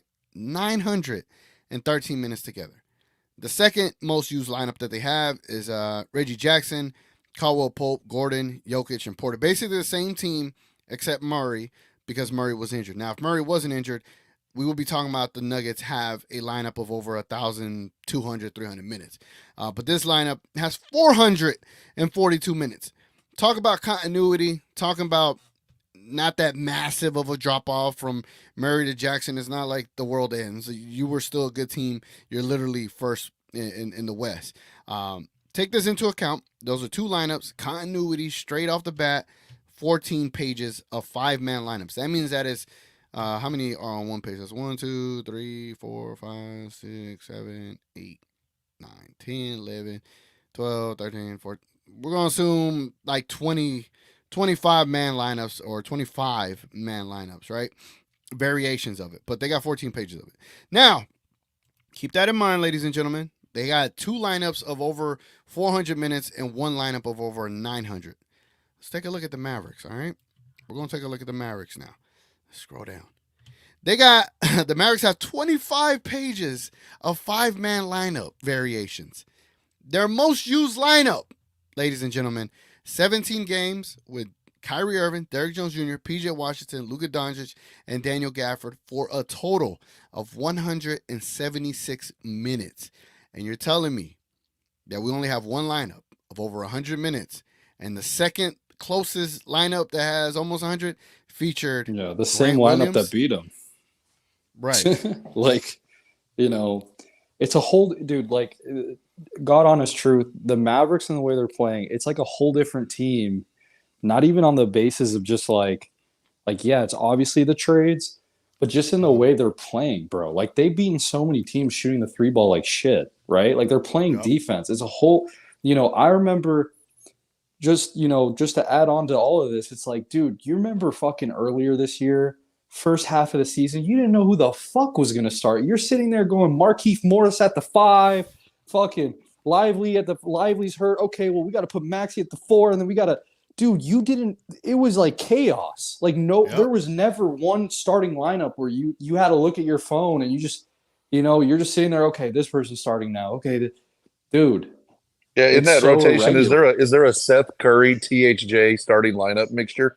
Because I think there was one, and I about shot myself one day. Like, what is this? Yeah, man, it was insane. You have Josh Green at the 4, and dude, he never had to deal with this. Yeah, they had one guy out, just like you said. You showed the minutes. 6 games, 22 minutes. Seth Curry, Tim Hardaway, Derrick Jones, Luka, and Lively. What a lineup! That's crazy, man. That's crazy. Dude, it's insane. It's so insane. So that was the lineup. All right, those were the lineup stats. I think that's very clear that Jokic had continuity. He had a team he's played with already.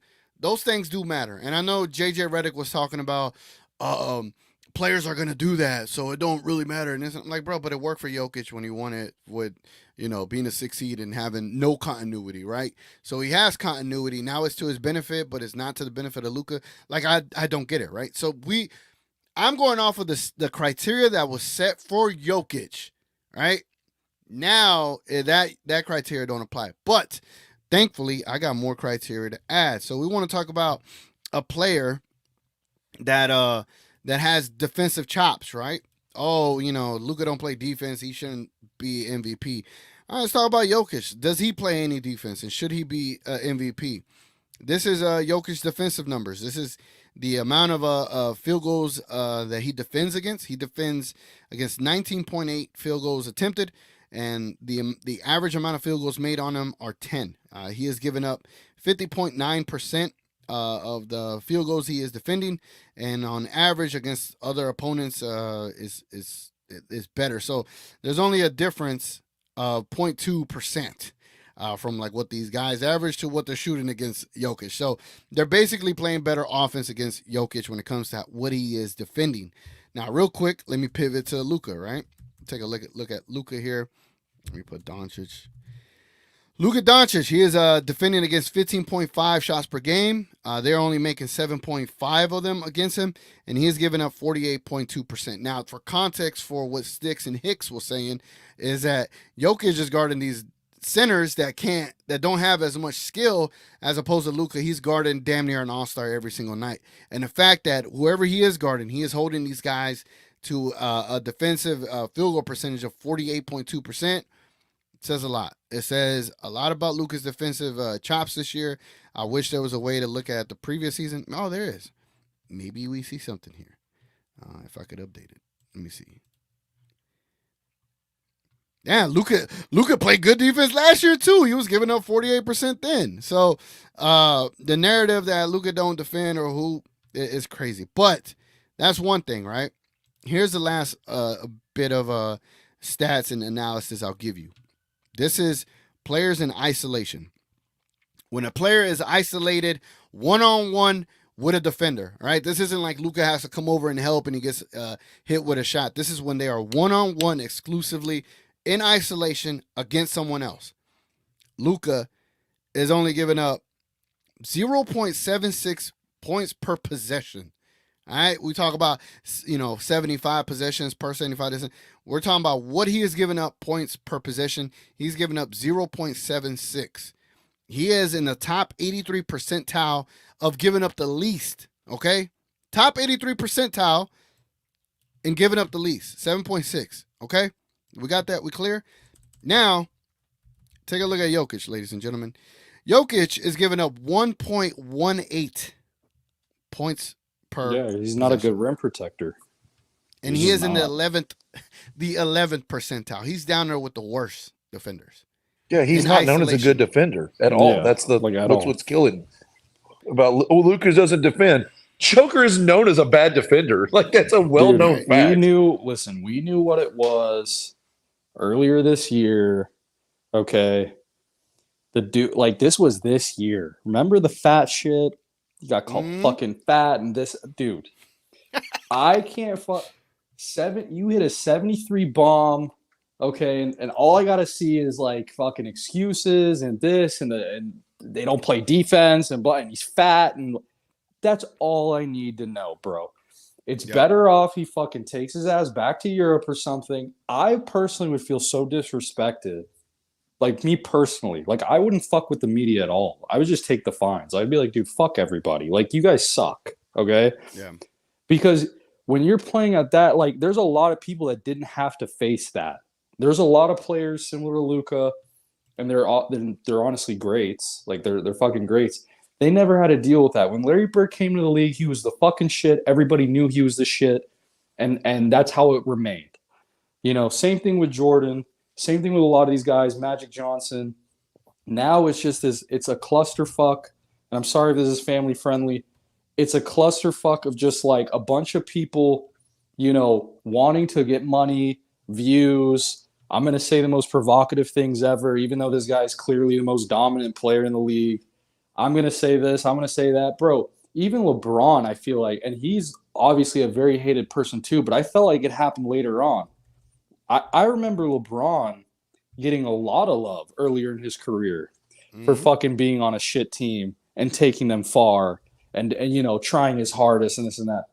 It just doesn't exist anymore. And I'm not going to go into that on why it doesn't, but the media's completely changed. It's changed even overnight too. So many people have been fired. A lot of people have been hired. And the same people are they're making the remarks. They're saying this. They're saying the same shit. They're backing up. And that's when, and that's kind of when the beauty about it too is kind of like the respectful takes where you kind of now get to see the light a little bit, right? Like when Allen Iverson comes out and says, dude, he's the fucking man. Like it's him, right? Like now you get to go, okay, like AI. You see what I'm saying? Like that's a dude who's real. And he always has been. Like that's not surprising. His whole career he's been like that. So that's kind of the only good benefit about it is now you get to see who the fuck who you really fuck with when it comes to, basketball takes and the mind and this and that. Like I think JJ Redick's kind of fair. Like to be honest, like I heard him a couple times, he's kind of up and down, but he's been pretty fair. Yeah. It's really some of these dudes on ESPN and TNT, like Kenny the Jet Smith. Dude, are you fucking serious? First team All NBA. He said, well, who did he say? Brunson who did he say? It was and Shai Gilgeous first team, and Shai. Brunson second team. I fucking love Anthony Edwards. I really do. But are you serious, bro? Like I love Shai, but you can fucking put him at the 2, whatever. But you're Dude, I really just told about my kid. I just told my kid about that. The one that's all into basketball. His mouth just dropped. He said, "What?" SG and Antover. Look, he's like, "What?" I was like, "Yeah." Dude, Charles, I had to put that in that video package, man.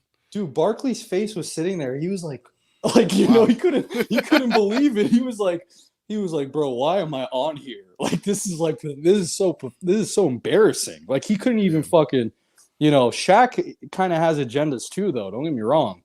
Yeah. But Charles was like sitting there like, bro, okay, now shit's getting out of hand. Like now we're like, we get it. You don't want this guy to be the face of the league. We get it. You don't want some fat white guy fucking doing step backs on people's, just shitting on them, just fucking doing step backs and he's fat and white. Okay, we get it. You don't want that to represent, the NBA, what the best player is. And here's the thing. Just if anyone's confused, really quick, when I say that, okay, I want people to understand something. Jokic is not the face of the league either. Just because he wins MVP, he's not the face of the league either. Okay? And he doesn't want to be. He doesn't want to take that on. He just doesn't. Like that's, there's a lot comes with that. Yeah. So people will say, well, Jokic isn't. I'm like, well, listen, he's not the face of the league either. And that's why they're pushing Shai as hard as they can. Like, they're really trying to push Shai really hard, bro, for a reason, okay? I think he's got the look. I think he's got everything about him. Like, I'm not denying that. But I really think they want him or Anthony Edwards to be the face of the league, And I think Kenny the Jet Smith maybe wants to start. You see what I'm saying? Like, this is how they fucking work, bro. They want to start those kind of, like, provocative conversations so that way it can eventually happen, even though it's not true, right? Like, when Jason Kidd comes out and goes, well, he's as good as Michael Jordan. He's like the best thing I've seen since Jordan, or Stan Van Gundy, right? He's not biased. Like, what the fuck does he have to do with anything? He coached Orlando. Like, he loves the game. He was a good coach with Dwight Howard. So, he goes, dude, this is maybe the best offensive player I've ever seen. And now everyone's like, oh my gosh, how could you say that, Stan? How can you say it? It's like, what do you mean, how can you say that? He can do everything on offense. How can you not say that? Like, what else?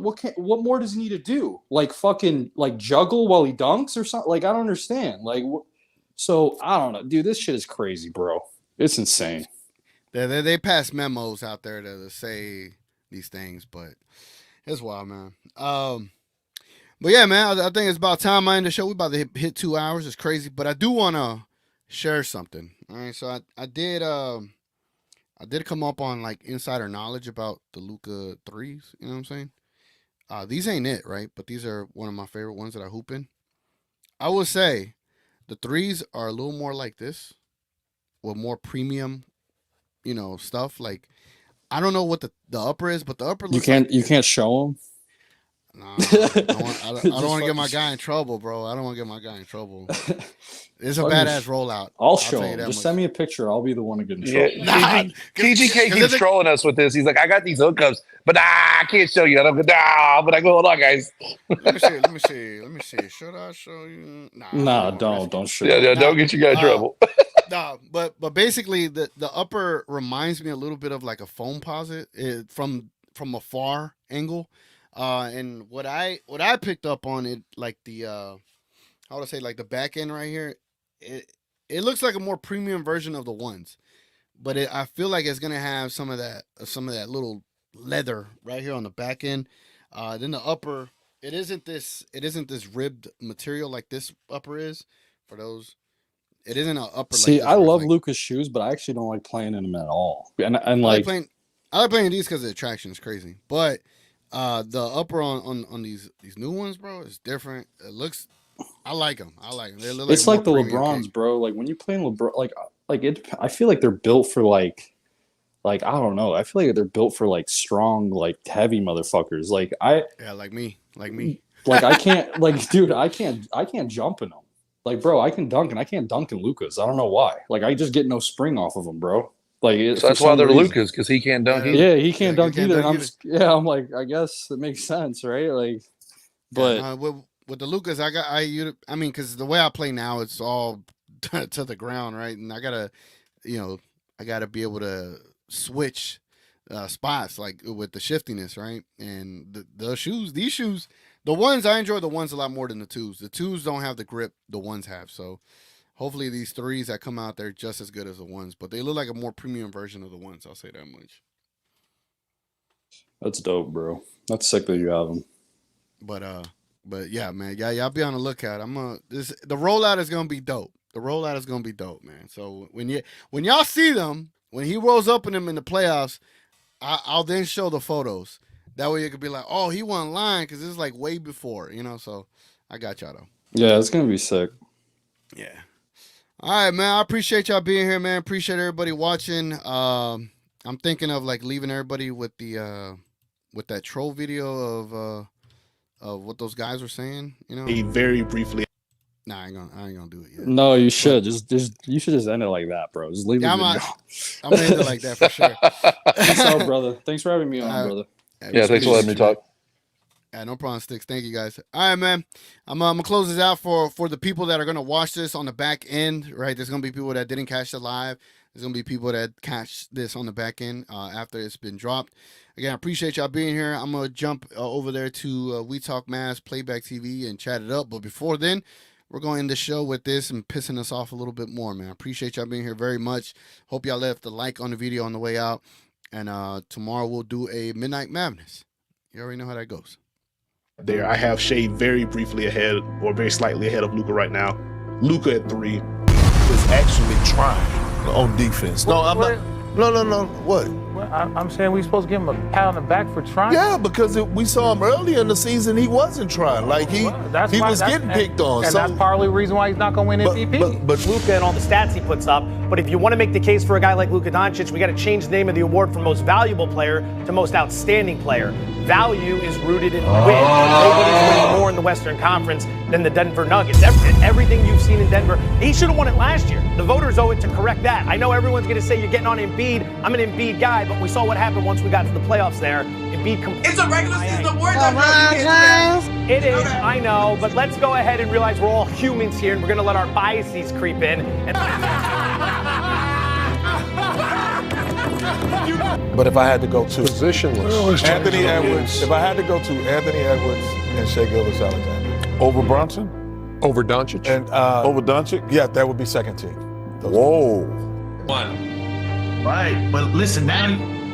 Say we trapping Luka, Kyrie is going 1-on-1. Now you're running the jump defense at him. You're swinging the ball to who?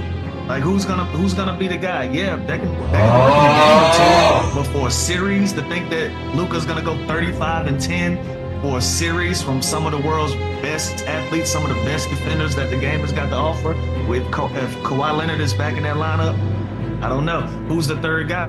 So when it comes down to he's done it before, and now he's got a better team. He'll do it again. Okay. But the fans didn't want what we saw last night in Atlanta. Did you see that?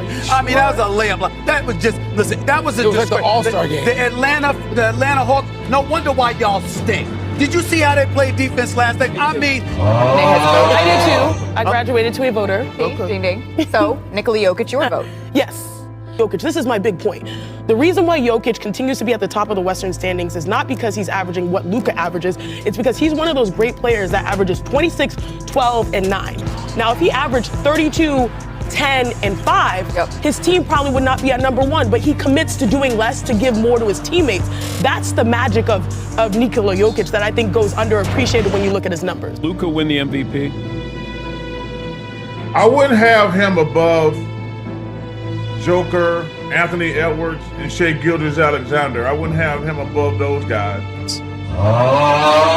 Because I think you could make the argument, well, that certainly helps Doncic's case, that he's had all these different lineups, he's had these injuries, and yet he's gone out and performed, and he's kept Dallas in the hunt. And I agree with that. It doesn't mean that we have to penalize other players because they have had health and because they have had continuity. And then you have Luka over here who's compared to Michael Jordan, and he's James Harden. Can he say he's better than James Harden at scoring? Can't even do that. You can't even argue that he's a better scorer than James Harden in that same category.